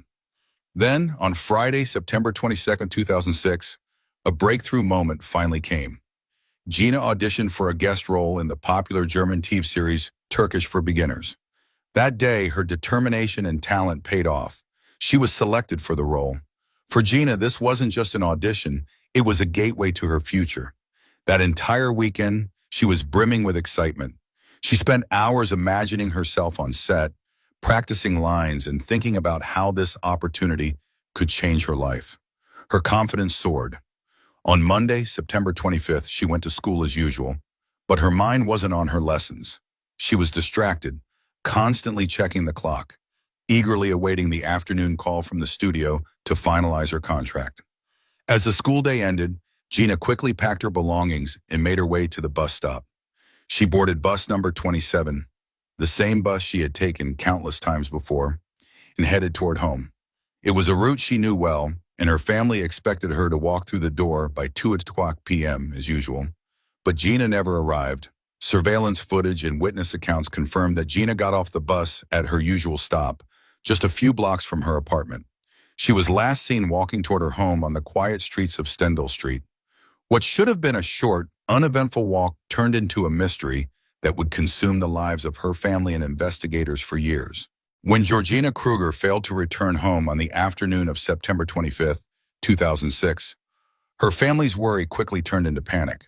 Her grandmother, who had set the lunch table in anticipation of her arrival, was the first to sense something was wrong. Georgina had been looking forward to an important call from a TV studio that day. There was no way she'd miss it voluntarily. As the hours passed, her mother Vesna arrived home from work, only to be met with unsettling news. Georgina hadn't come home. Calls to her mobile phone went straight to voicemail. Her younger sister, Michelle, who returned from music class later that afternoon, hadn't seen or heard from her either. The Kruger family wasted no time. They contacted Georgina's school, confirming that she had attended all her classes and left as usual. Calls to her friends revealed the same story. Georgina had been in a hurry to get home, eager for the studio's call. Yet somewhere between the bus stop and her apartment, she vanished. That evening, the family reported Georgina's disappearance to the police, but their plea for help was met with skepticism. To law enforcement, this was a common story. A teenager, perhaps overwhelmed by school or family pressure, had decided to run away or spend time with friends. She'll turn up soon, they assured the family. But Georgina's family knew better. This was completely out of character. She had no reason to run away and every reason to be home that day. Their insistence eventually led authorities to take the case seriously, and by nightfall, a preliminary search was underway. Flyers with Georgina's picture and information were distributed across Berlin. Police canvassed the neighborhood, interviewing anyone who might have seen the young girl. Witnesses confirmed that Georgina had disembarked from bus number 27 at her usual stop, just a short distance from her home. But beyond that, the trail went cold. Search dogs were brought in, trained to detect both living and deceased individuals. The team started at the bus stop, carefully retracing Georgina's steps toward her apartment. But even the dogs struggled. They couldn't pick up her scent beyond a few meters. It was as if Georgina had vanished into thin air. In an effort to gather more clues, investigators tracked Georgina's mobile phone signal. The data confirmed what the witnesses had said. The phone was active all day at her school, then traveled with her on the bus. But somewhere near her neighborhood, the signal abruptly disappeared. This pointed to a chilling possibility. Georgina's disappearance was not an accident. Despite their best efforts, the initial search yielded no significant leads. No personal belongings were found, no signs of struggle, and no clear indication of what might have happened. Georgina's family was left in anguish, clinging to hope as the police worked tirelessly to uncover any trace of their beloved daughter. As the days turned into weeks, Georgina's case became one of Berlin's most perplexing mysteries. A vibrant young girl had disappeared in broad daylight in a neighborhood full of people, with no apparent witnesses and no clues. The question loomed large. What happened to Georgina Kruger on that fateful day? And would the police be able to find her before it was too late? For months after Georgina Kruger's disappearance, the search seemed fruitless. Investigators were met with silence at every turn, no matter how hard they pushed for answers. Witness accounts dried up, and the trail grew cold. Her family, desperate for any glimmer of hope, clung to the belief that she would be found alive. But then, nearly a year after her disappearance, an anonymous call seemed to breathe new life into the investigation. The caller claimed that Georgina's body was hidden at the bottom of a nearby lake. Authorities had no way of verifying this lead, but they knew they had to act. For weeks, a team of divers searched the lake meticulously. Equipped with the latest underwater technology, they combed through the murky waters, leaving no stone or silt unturned. It was grueling, painstaking work, but they hoped it would bring answers to Georgina's grieving family. In the end, their efforts were in vain. The lake revealed no evidence, no trace of the missing teenager. It was a devastating blow to the investigators, who realized they had been led down yet another dead end. The anonymous tip was a cruel distraction, one of many false leads that would plague the case over the years. As time passed, Georgina's disappearance became the subject of speculation. Some believed she had been abducted, possibly by a stranger with sinister motives. Others, holding on to a sliver of optimism, suggested she had run away to India, chasing her dream of acting in Bollywood films. This theory was fueled by her passion for performing and her family's stories of her love for Indian movies. While the public debated her, the Kruger family was left in limbo. Her mother, Vesna, clung to the comforting but far-fetched idea that Georgina had escaped to a glamorous new life. But deep down, the unanswered questions gnawed at them. Where was she? What had happened on that fateful afternoon in 2006? The case grew colder with each passing year, slipping further from the spotlight. It seemed destined to remain one of Germany's most perplexing mysteries. But in 2016, a decade after Georgina's disappearance, a new lead finally emerged. And this time, it would crack the case wide open. The breakthrough came unexpectedly when a neighbor on Stendhal Street, where the Kruger family once lived, filed a complaint with the police. The complaint wasn't about Georgina, it was about another resident, a man named Ali K. Ali K was a 35-year-old Turkish immigrant who lived just a few doors down from where the Kruger family had stayed. Outwardly, he seemed like an average man, a husband and father of 3 who blended into the neighborhood. But beneath this facade lay a darker truth. The neighbor alleged that Ali had been inviting underage girls into his home for years. His behavior was troubling and suspicious, and it quickly drew the attention of investigators. This wasn't the first time Ali K had appeared on law enforcement's radar. Years earlier, he had been accused of luring a local schoolgirl into his basement with the promise of selling her a discounted smartphone. Once there, he assaulted her. Despite the girl's testimony, the case against Ali fell apart due to insufficient evidence. Ali walked free, leaving a trail of doubt and mistrust in his wake. Now, with this new complaint in hand, police began to wonder, had they overlooked a critical suspect in Georgina's case? Determined to leave no stone unturned, investigators reopened the Kruger case. Ali K's past behavior made him a person of interest, but they had no concrete evidence linking him to Georgina's disappearance. To build their case, they turned to an unconventional and high-stakes strategy: infiltration.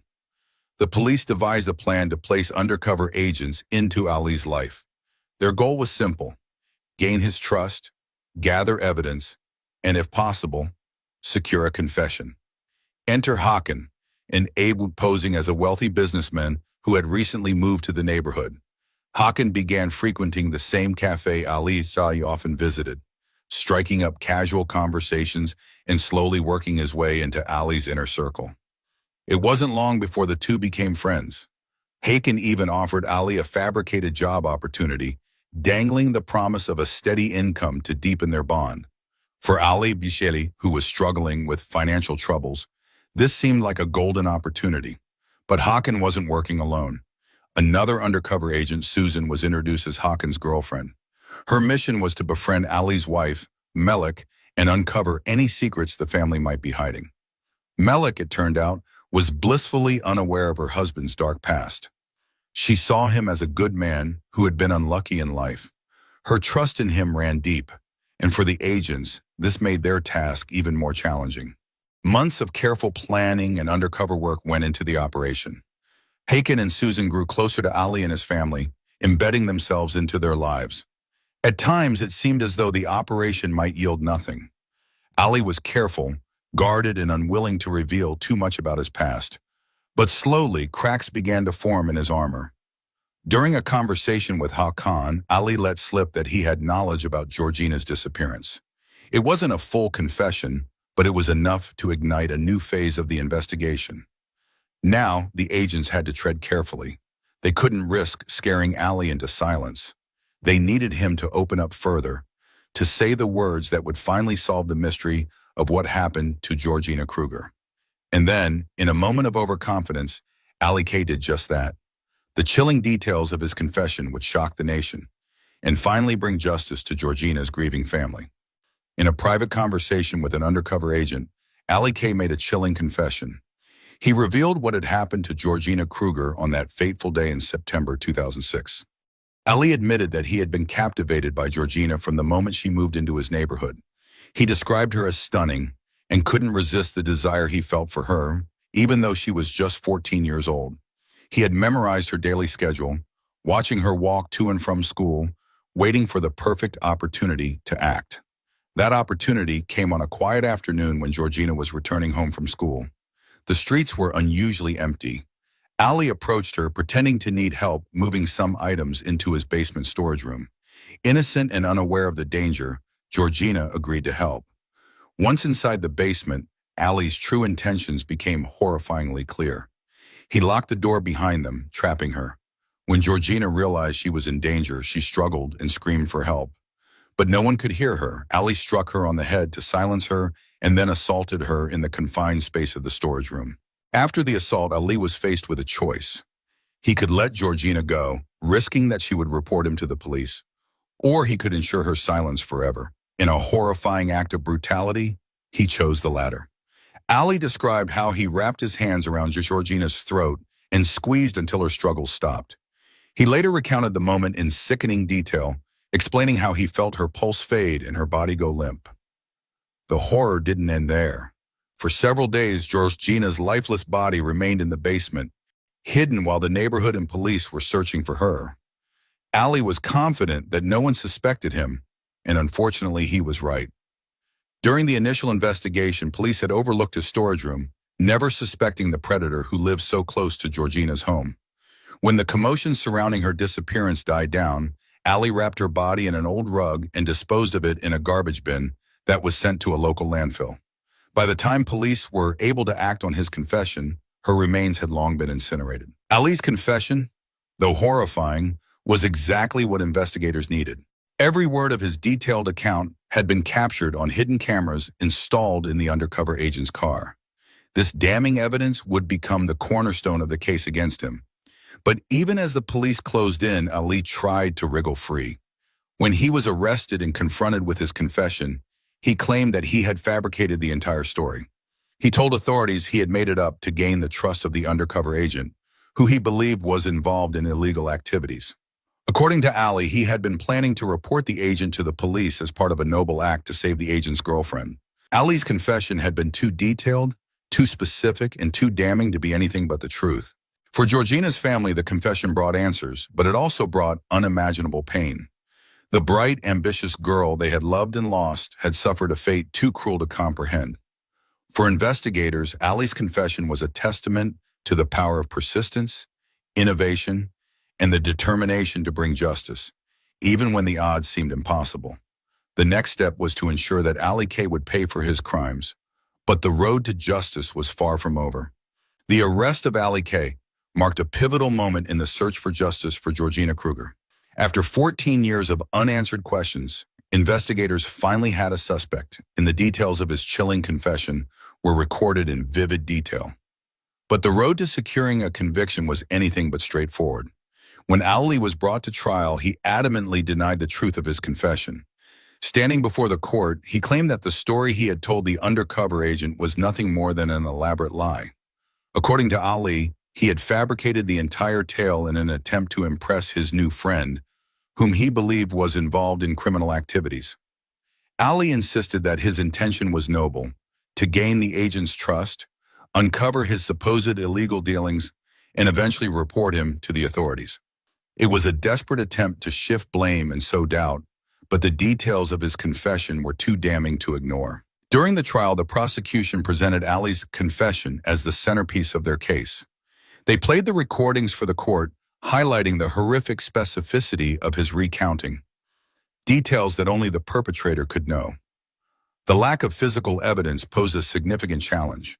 Georgina's body had never been recovered, and without tangible proof, the defense argued that there was no way to confirm Ali's guilt beyond a reasonable doubt, but the confession was too detailed to dismiss. Ali described Georgina's movements, her clothing, the sequence of events in the basement, and even the method he used to dispose of her body. These were not the words of a man spinning a tale. They were the words of a predator recounting his crime. For the jury, it became clear that Ali K had no other plausible explanation for his vivid story. His attempts to paint himself as a misunderstood man fell flat, and the prosecution's case held firm. On a cold day in March 2020, nearly 14 years after Georgina's disappearance, the verdict was delivered. Ali K was found guilty of her abduction, assault, and murder.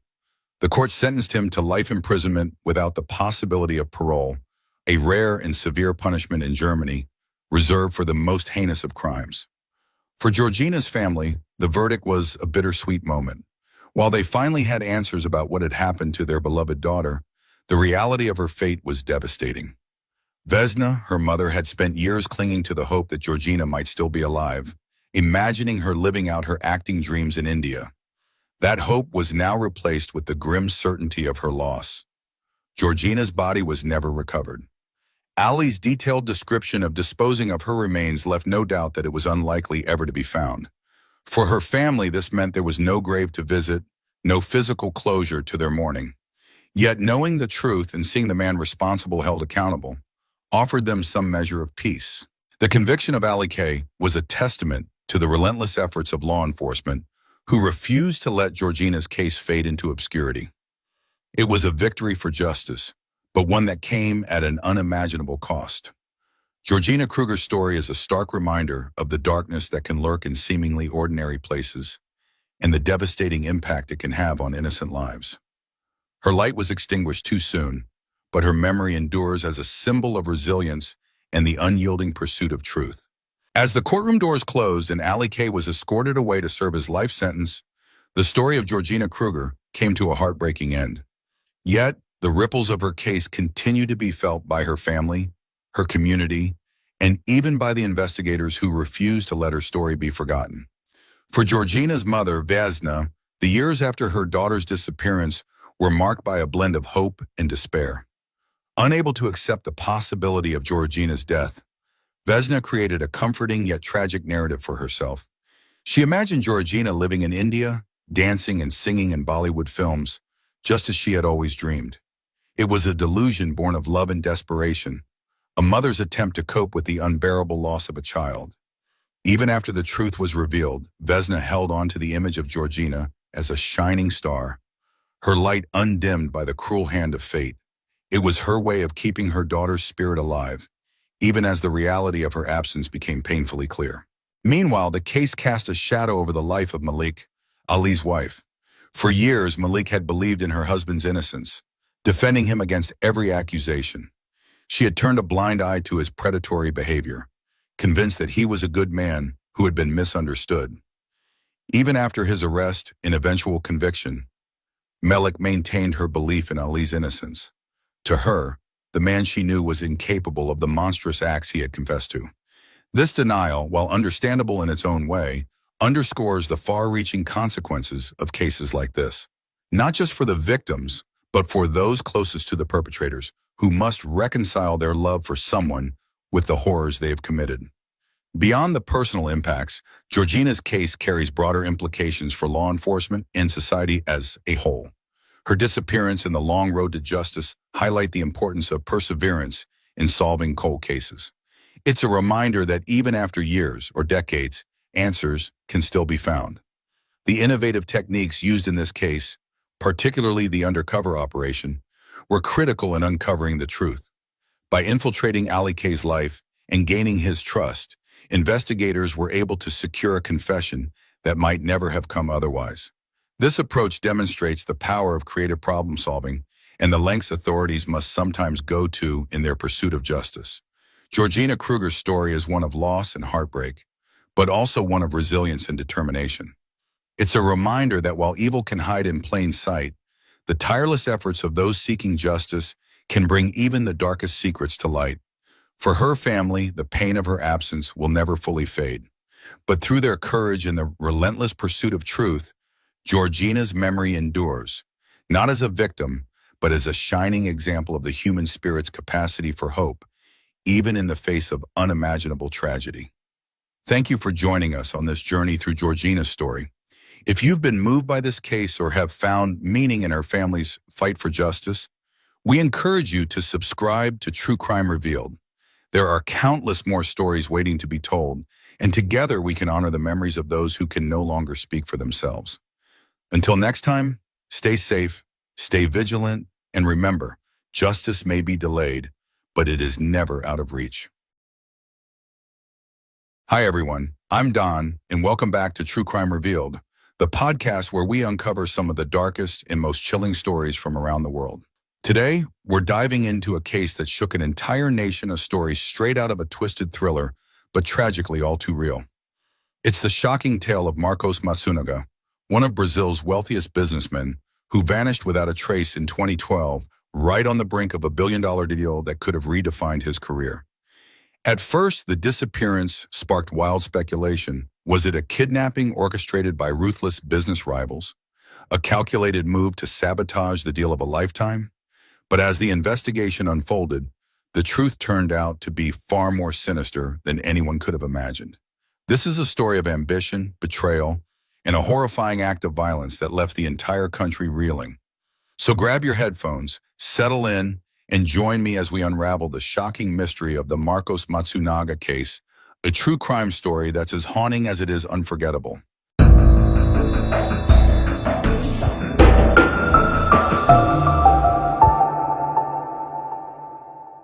To truly understand this case, we need to delve into the lives of the two central figures, Marcos Matsunaga and his wife, Alice Matsunaga. Their vastly different upbringings and personalities formed the foundation of their turbulent relationship, which would ultimately end in tragedy. Let's start with Marcos Matsunaga.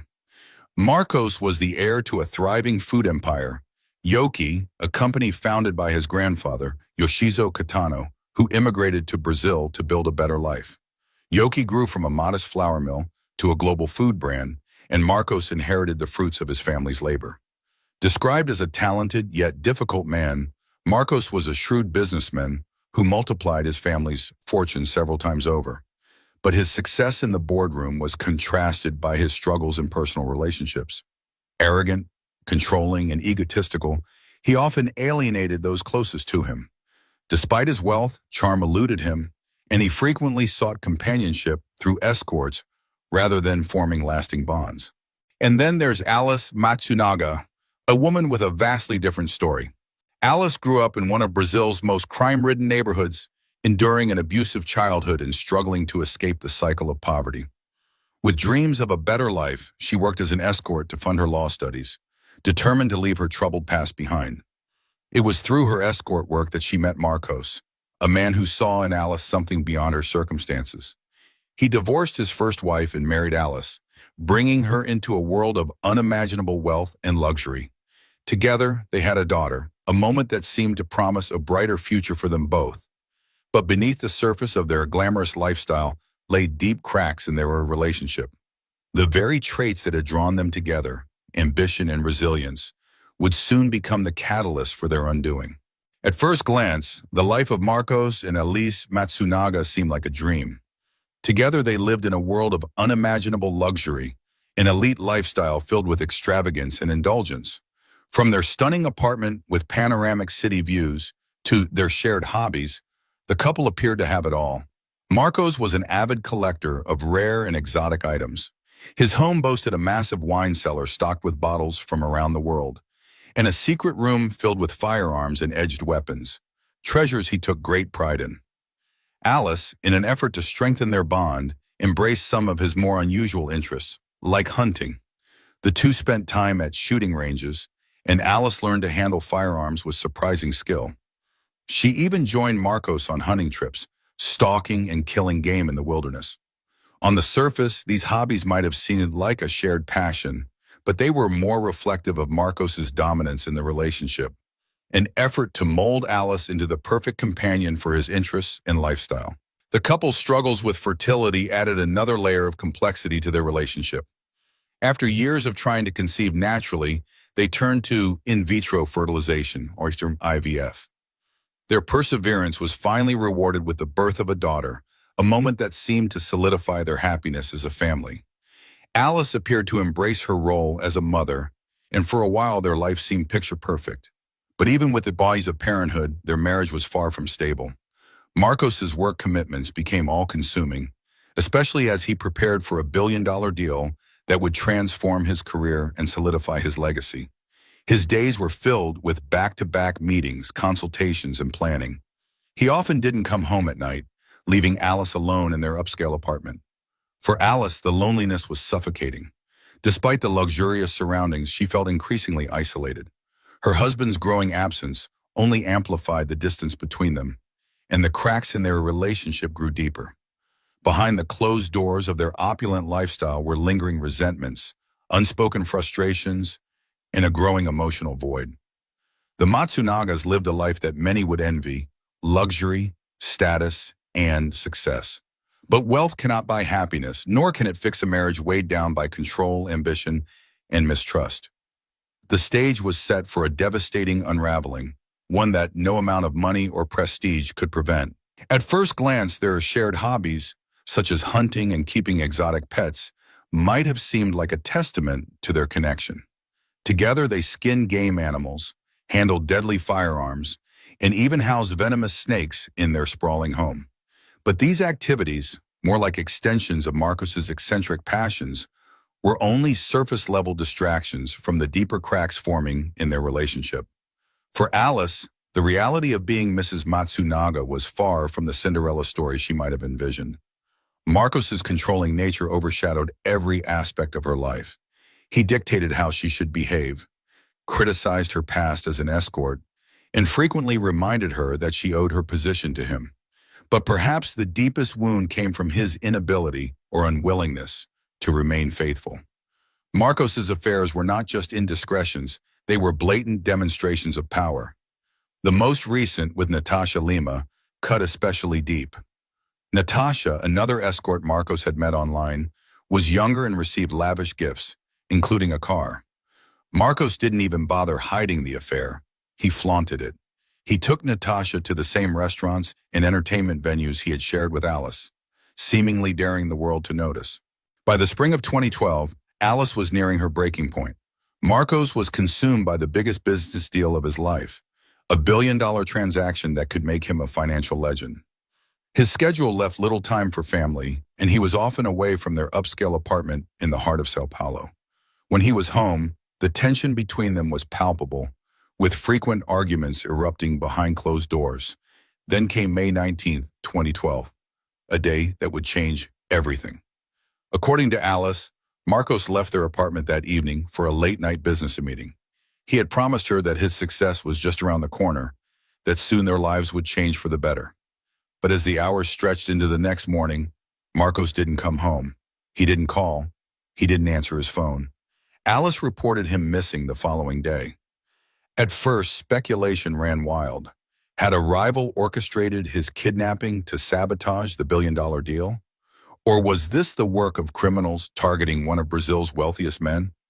But as the investigation began to unfold, it became clear that something far more personal and far more sinister was at play.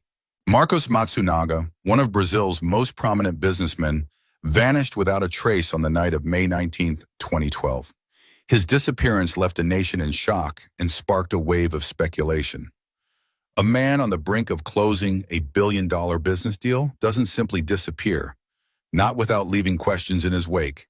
It was his wife, Alice Matsunaga, who first reported him missing. According to Alice, Marcos had left their luxury apartment in Sao Paulo that evening for an important meeting. He was supposed to return by morning, but when he didn't show up and his phone went silent, Alice said she became worried and contacted the authorities. Her story painted a picture of a strained marriage weighed down by infidelity and betrayal. Alice claimed that earlier that evening she and Marcos had a heated argument. She confronted him with photos and videos of him with another woman, evidence she had obtained from a private detective. The woman in question was Natasha Lima, a younger mistress Marcos had been seeing for months. Alice alleged that after their explosive fight, Marcos packed a bag and stormed out of the apartment, claiming he needed space. She assumed he had gone to his office or possibly even to Natasha, but investigators were skeptical. Surveillance footage from their apartment complex quickly contradicted Alice's story. The tapes revealed that Marcos returned home that evening carrying a box of pizza. He took the elevator to the apartment, and that was the last time anyone saw him alive. The footage showed no evidence of Marcos leaving the building that night or at any time after. Instead, it was Alice who became the focus of attention. The next morning at around 6 a.m., she was seen on the surveillance tapes again. This time, she was struggling to wheel 3 large suitcases out of the apartment. The footage clearly showed the bags were heavy. Alice could barely maneuver them down the hallway and into the elevator. The sight of those suitcases raised chilling questions. Where was Marcos? And more importantly, what was in those bags? As investigators dug deeper into the disappearance of Marcos Matsunaga, the story Alice had so carefully crafted began to unravel. What initially seemed like a tragic case of a missing businessman now pointed directly to his wife, and the evidence painted a far darker picture than anyone could have imagined. The key to understanding what happened lay in the surveillance footage from the Matsunaga's luxury apartment building. As police pored over the tapes, they confirmed that on the evening of May 19, 2012, Marcos returned home carrying a box of pizza. He entered the elevator, made his way to their apartment, and was never seen leaving again. This discovery directly contradicted Alice's account. She had claimed that after a heated argument over his infidelity, Marcos had stormed out of the apartment, allegedly heading to his office or possibly even to meet his mistress, Natasha Lima. But the footage revealed no such exit. Marcos had entered the apartment and vanished into thin air, or so it seemed. Then came the footage from the following morning. At around 6:30 a.m., Alice appeared on camera, struggling to move 3 large suitcases out of the apartment. The bags were visibly heavy, and Alice was seen dragging them into the elevator with great difficulty. Her demeanor was calm, calmer in fact than one might expect from someone whose husband had just disappeared.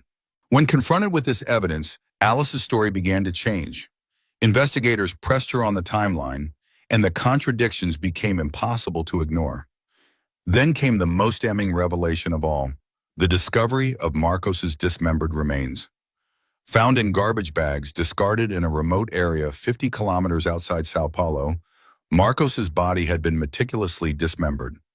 Forensic experts described the cuts as precise, almost surgical, indicative of someone with a strong knowledge of anatomy. The chilling detail immediately raised red flags about Alice's potential involvement.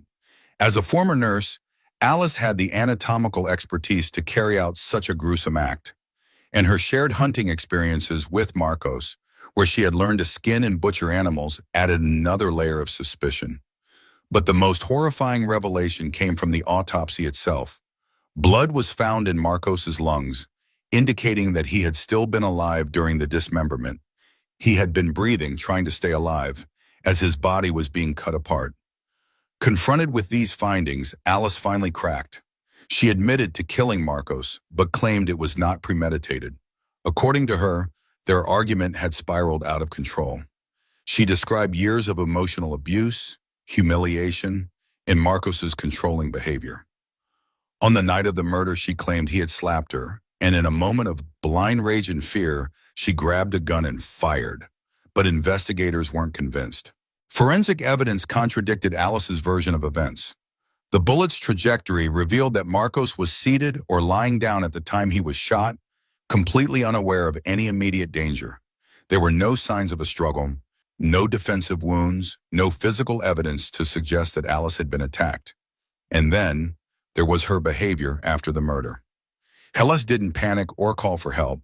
Instead, she methodically dismembered Marcos's body, packed it into suitcases, and transported it out of the apartment, all while her young daughter slept in the next room. Her calm demeanor on the surveillance tapes was not that of a woman acting in self-defense, but of someone who had taken careful steps to conceal a crime. Alice's confession may have answered the question of how Marcos died, but it left a much larger question unanswered. Why? Was this a crime of passion, or had Alice carefully planned to eliminate Marcos before he could divorce her and leave her with nothing? The trial of Alice Matsunaga was nothing short of a national spectacle. The courtroom became the stage for a gripping battle between the prosecution and defense, each presenting a starkly different narrative of what happened on the night of May 19th, 2012. At the heart of it all was the question, was this an act of self-defense or a cold-blooded premeditated murder? The prosecution's case was clear and damning. They laid out a meticulous timeline of events that contradicted Alice's claims. Surveillance footage proved that Marcos never left the apartment after returning home with pizza, debunking her story that he had stormed out after an argument. Instead, they argued Marcos was ambushed and killed by his wife in a calculated act to eliminate him before he could divorce her. One of the most compelling pieces of evidence came from Natasha Lima, Marcos's mistress, who testified that Marcos had confided in her about his plans to divorce Alice. He had shared his intentions to move to Florida after the sale of his company, taking his wealth with him and leaving Alice behind. The prosecution argued that this revelation gave Alice a strong motive to act. She had everything to lose. But the most damning evidence came from the forensic findings. Pathologists revealed that Marcos had been alive during the dismemberment, a horrifying detail that painted Alice's actions in an even darker light. Blood found in his lungs proved he was breathing as she began cutting him apart, a detail that shocked both the jury and the nation. The precise nature of the cuts, coupled with her background as a nurse and her shared hunting experience with Marcos, underscored the argument that this was no act of desperation. It was methodical and deliberate. Alice's defense team countered with a narrative of emotional abuse and psychological torment. They portrayed her as a woman pushed to the brink by years of humiliation, control, and infidelity. According to Alice, the murder was not premeditated, but a tragic culmination of years of mistreatment. She claimed she acted in a moment of uncontrollable rage and fear after Marcos allegedly slapped her during their argument. However, the evidence simply didn't support her story. The bullet's trajectory revealed that Marcos had been seated or lying down, completely unaware of any immediate threat. There were no signs of a physical altercation, and witnesses described Marcos as controlling but never violent. The precision of the dismemberment and Alice's calm demeanor during the disposal of the body further dismantled the defense's argument of an impulsive act. After weeks of testimony, the court reached its verdict. Alice Matsunaga was found guilty of premeditated murder with particular cruelty. The judge cited the calculated nature of the crime, the attempt to conceal it, and the pathological findings as key factors in the decision. Alice was sentenced to 20 years in prison, a punishment many felt was too lenient given the brutality of the crime. Critics argued that the sentence failed to reflect the sheer horror of what had been done. With Alice behind bars, the case came to a close, but its impact lingered. The Matsunaga family was forever shattered, and Marcos's young daughter was left to grow up without her parents. The trial laid bare a story of betrayal, greed, and unimaginable cruelty, a tragic end to what had once seemed like a life of privilege and success. As the courtroom emptied and the cameras stopped rolling, one question remained: could this have been prevented? Or was the Matsunaga tragedy inevitable? A chilling reminder of how love, wealth, and power can so easily turn into a recipe for disaster. The Matsunaga case was not just a murder.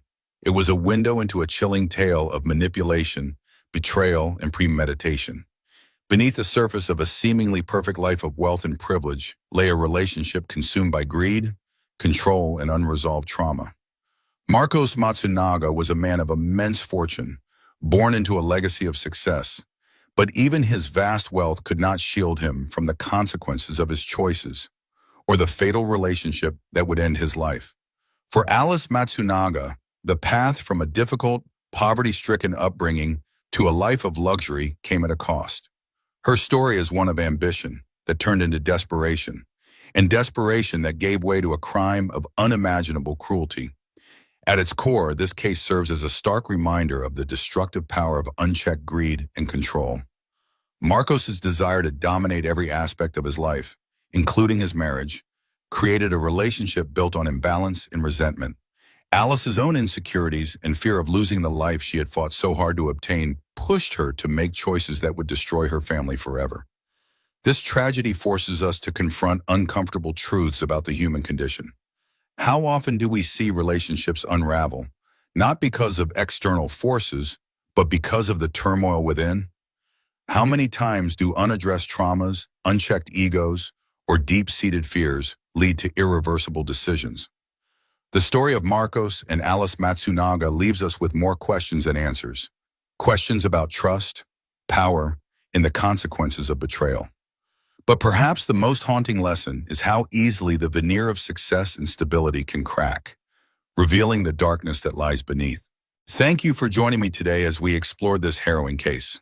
It's a story that reminds us of the fragility of the human spirit and the devastating impact of choices made in anger, fear, and greed. If you found this story compelling, be sure to subscribe to the podcast for more true crime cases that dig deep into the human psyche. Until next time, take care of yourselves. And remember, the most chilling stories are often the ones that hit closest to home. In the heart of Kazakhstan's political elite, a horrifying tragedy unfolded that sent shockwaves across the nation and far beyond its borders. Quandik Bishimbayev, a former minister of national economy, once lauded for his meteoric rise to power, now stands as the central figure in a dark and chilling story: the brutal and prolonged death of his wife, Saltanat Nukanova, a bright and independent woman silenced too soon. This case has captivated global attention, not only for its violence, but also for what it reveals about unchecked power, systemic corruption, and the devastating impacts of domestic violence. From the painstaking investigation to the dramatic courtroom revelations, the world watched as the layers of this story were peeled back, exposing secrets that many hoped would remain hidden. Today, we delve deep into the events that led to Saltanat's tragic end, the investigation that unraveled the truth, and the verdict that followed. How did a man with so much influence think he could escape justice? And what does this case mean for victims of abuse who feel powerless in the shadow of privilege and connections? Stay with us as we unpack the chilling details of a crime that gripped the world. To understand the tragedy at the heart of this story, we must first look at the lives of the two individuals involved: Quandik Bishimbayev and Saltanat Nukanova, two people from vastly different backgrounds whose paths would intertwine with devastating consequences. Quandik Bishimbayev was born in 1980 into a family deeply entrenched in Kazakhstan's political and economic elite. As the eldest of two children, Quan was raised in privilege. His mother, Alnur Libova, a shrewd entrepreneur, and his father, a parliamentarian, ensuring he had every advantage. Quan's education was impeccable, earning a PhD in economic sciences and attending top institutions, including the prestigious George Washington University in the United States. His rapid rise to power mirrored his family's influence, culminating in his appointment as Minister of National Economy. But behind the polished facade was a man known for his manipulative tendencies, a history of corruption, and a knack for evading accountability, thanks to his deep-rooted connections. Saltanat Nukanova's story, on the other hand, couldn't be more different. Born in 1992 in Pavlodar, she was the youngest in a respected and close-knit family. Saltanat carved her own path, building a career as an astrologer, a field where she quickly gained recognition and a loyal following. Fiercely independent, she turned her passion into a thriving business, becoming a self-sufficient and successful young woman. Friends and family knew her as intelligent, driven, and deeply dedicated to her work and the life she had created for herself. Two contrasting lives, one of power and privilege, the other of self-made success, set the stage for a relationship that would begin with admiration but descend into a nightmare. How did these two lives collide, and what led to the tragic unraveling of their story? As we dig deeper, the answers reveal a disturbing dynamic fueled by control, manipulation, and unchecked aggression. The story of Quandik Bishimbayev and Saltanat Nukanova begins like something out of a novel, an influential and persistent suitor chasing after a bright and independent woman. But beneath the surface, dark patterns were emerging that foreshadowed the tragedy to come. Bishimbayev's pursuit of Saltanat started in 2022, when he discovered her social media presence and became captivated by her beauty and intellect. As an astrologer, Saltanat worked exclusively with female clients, a boundary Quan ignored entirely. He bombarded her with requests for consultations, despite her repeated refusals. His obsession grew, and he began manipulating family ties to gain her trust, going as far as meeting her grandmother to seek her blessing, a gesture that touched Sultanat even as she remained wary of his intentions. Initially, Sultanat resisted his advances. She confided in friends and family that she felt no romantic connection to Quan, citing their age difference and fundamental incompatibilities. But unexpectedly, her stance shifted.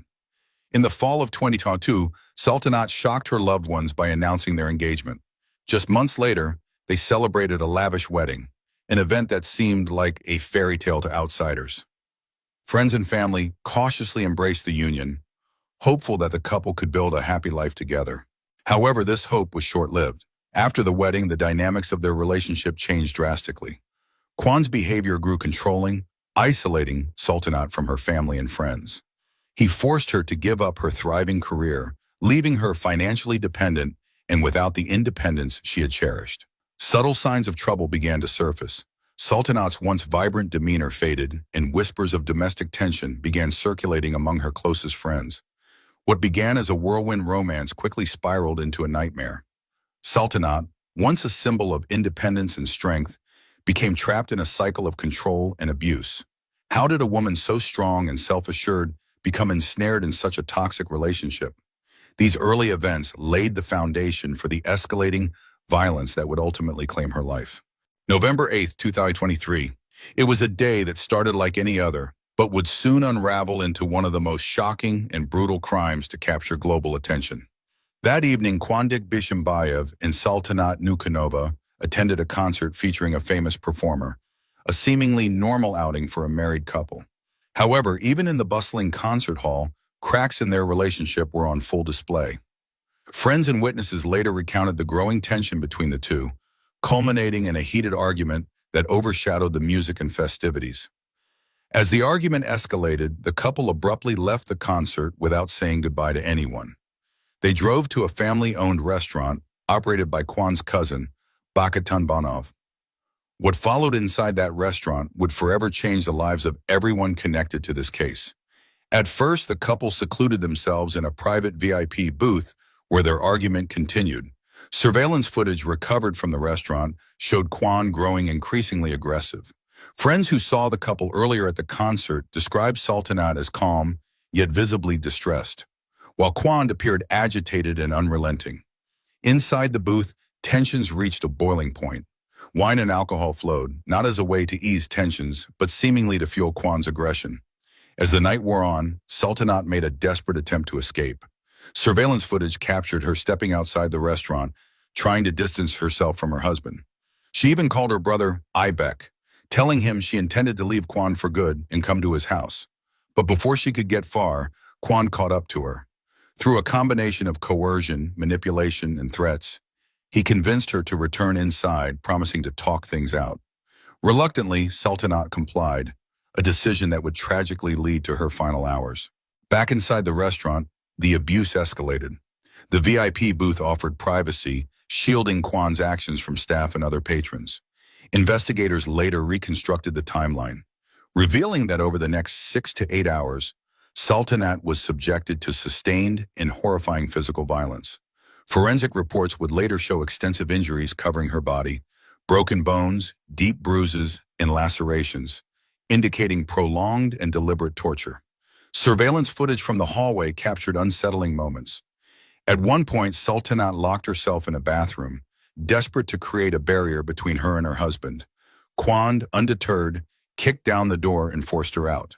Witnesses heard muffled shouting, followed by sounds of objects breaking. One chilling sequence from the footage shows Kwan dragging Sultanat by her hair back into the booth, her resistance evident but futile against his strength and rage. By early morning, Sultanat's body was failing. Her injuries were catastrophic. Instead of calling for help, Kwan made an incomprehensible decision. He contacted a fortune teller, asking if his wife would recover. According to testimony, he sat in the booth with her unconscious body for hours, claiming he thought she was merely asleep. By the time emergency services were finally summoned, hours later, it was too late. Sultanat was already dead, her body cold and showing signs of rigor mortis. The aftermath inside the restaurant painted a gruesome picture. Bloodstains, broken furniture, and shattered glass told the story of a violent and prolonged assault. Kwan's cousin, Bakatan, later admitted to helping cover up the crime, including deleting CCTV footage in an attempt to erase evidence of what had happened. Fortunately, forensic experts were able to recover the files, providing investigators with key insights into the events of that horrific night. Sultanat's death was not an accident. It was the result of calculated, sustained abuse, hours of physical and psychological torment inflicted by the very man who had vowed to protect her. What could drive someone to such cruelty? How could a once independent and vibrant woman become the victim of such a heinous act? These questions haunt this case as the world reflects on the tragic fate of Sultanat Nukanova and the unchecked violence that ended her life. The tragic discovery of Sultanat Nukanova's death came in the most shocking and impersonal way. On the morning of November 9, 2023, Sultanat's brother Ibek was scrolling through his phone when he received a frantic call from a relative.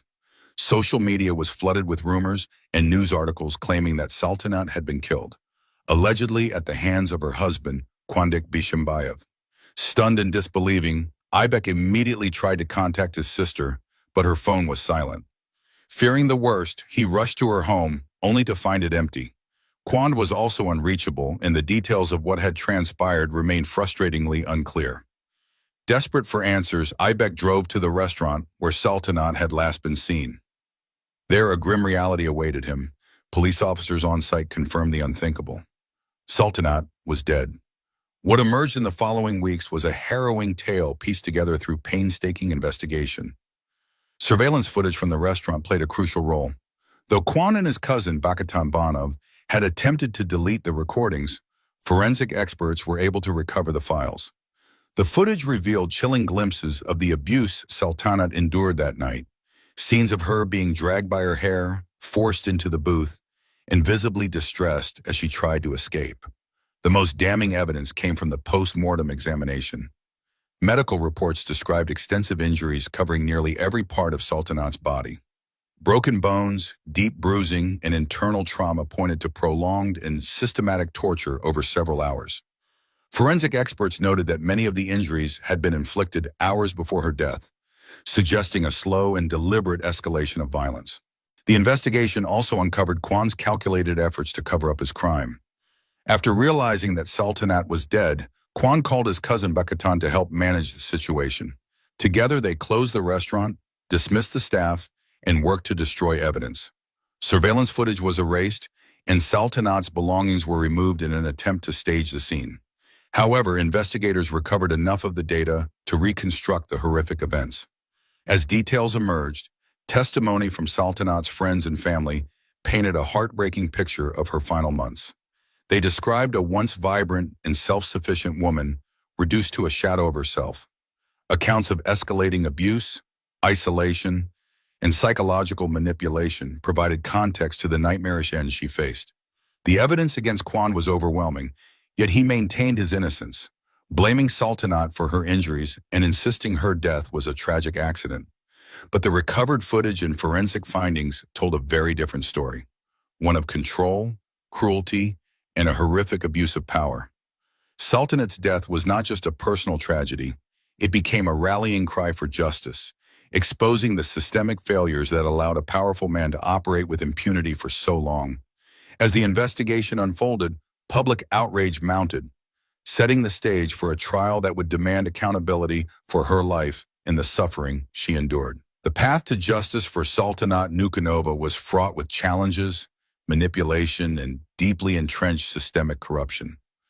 From the moment Kwandik Bishimbayev was arrested, it became clear that this case was not just about uncovering the truth, but about whether the justice system in Kazakhstan could hold a man of such power and influence accountable.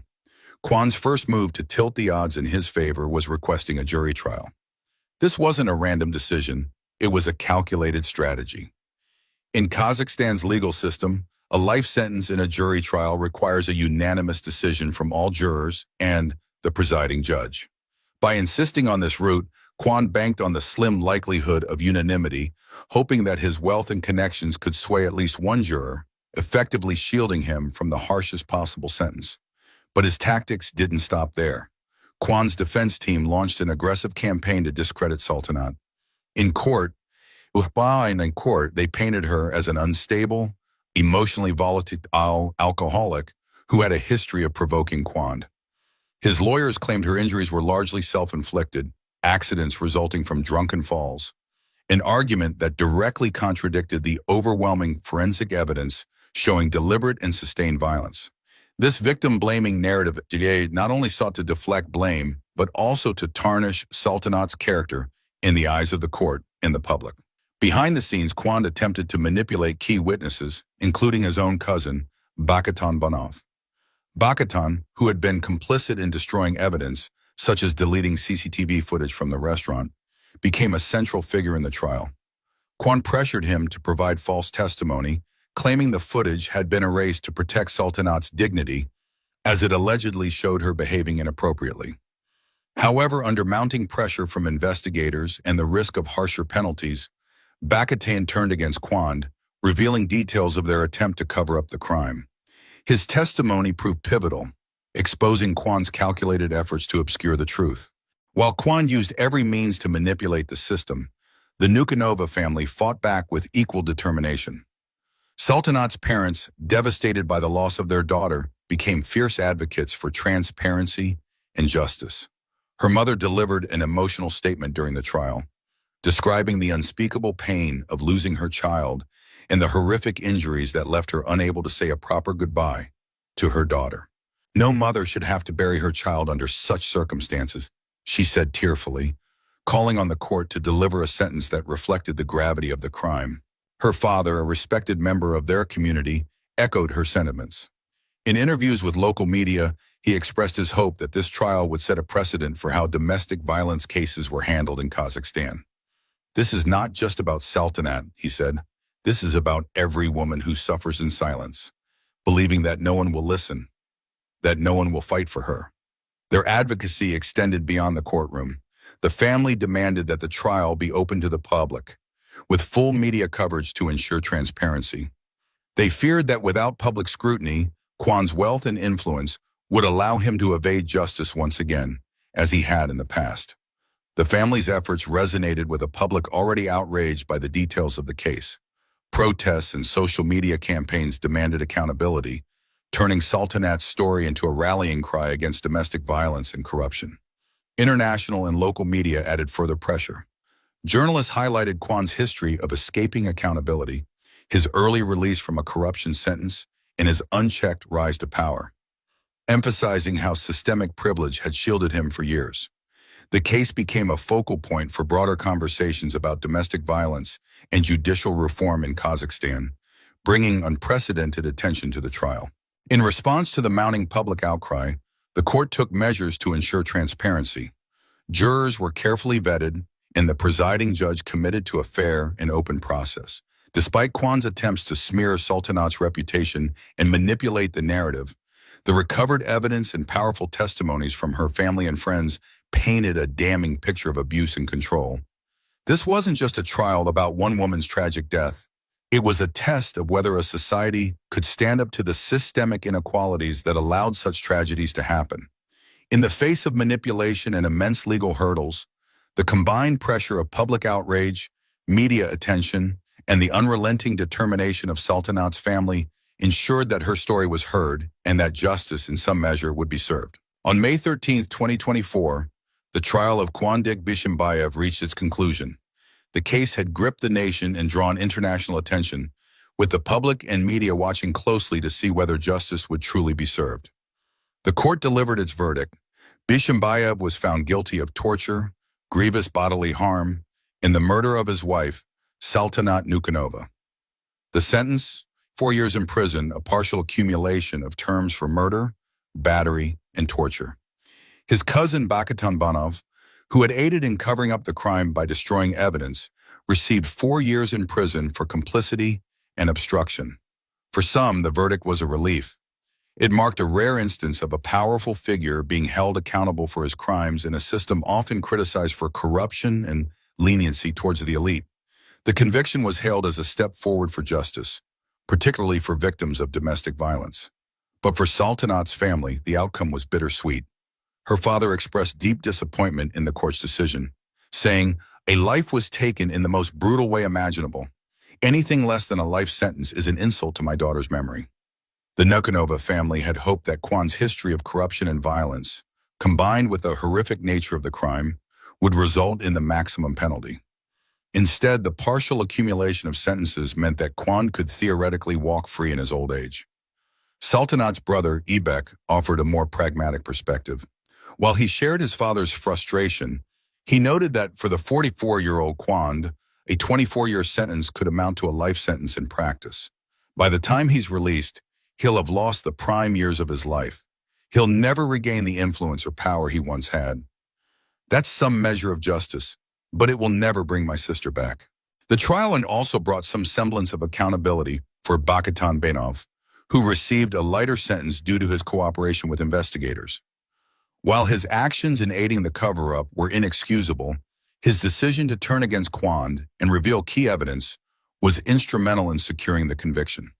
Despite the verdict, the Nukanova family's dissatisfaction reflected a broader sentiment among the public. Many felt the punishment did not match the severity of the crime.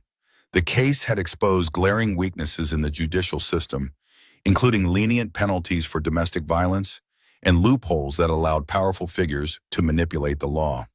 For activists and advocates, the trial served as both a milestone and a call to action. It highlighted the need for stronger protections for victims of domestic abuse and harsher penalties for perpetrators. In the weeks following the trial, there were renewed efforts to push for legal reforms in Kazakhstan, with Sultanat's story becoming a symbol of the urgent need for change. The sentence may not have satisfied everyone, but it sent a clear message. Even those with power and privilege are not above the law. Bishimbayev's days of influence and impunity were over, and the world will remember the name Sultanat Nukanova, not just for the tragedy she endured, but for the fight for justice that followed. The tragic death of Sultanat Nukanova exposed deep systemic flaws in Kazakhstan's approach to domestic violence and corruption. Her journey from a strong, independent woman to a victim of control and abuse reflects how societal pressures and a lack of support systems can trap victims in dangerous relationships. This case revealed critical gaps in the legal framework for addressing domestic violence, with lenient penalties and inadequate protections for survivors. It also highlighted how corruption and privilege allow perpetrators to evade accountability. Sultanat's story has become a catalyst for calls to strengthen domestic violence laws, hold the powerful accountable, and create better support systems for victims. While her life was tragically cut short, her legacy can inspire much-needed change, ensuring that no one else suffers the same fate. If this episode resonated with you, I invite you to subscribe to our channel for more true crime content. Here, we don't just recount the details of a case, we delve deep into the societal systems and failures that allow these tragedies to happen. By subscribing, you'll stay updated on future explorations of high-profile cases that expose corruption, shed light on systemic injustices, and spark vital conversations about change. Together, we can bring attention to these important issues and honor the memories of those like Sultanat, whose stories must never be forgotten. Thank you for listening, and I'll see you next time as we uncover another story that demands to be told.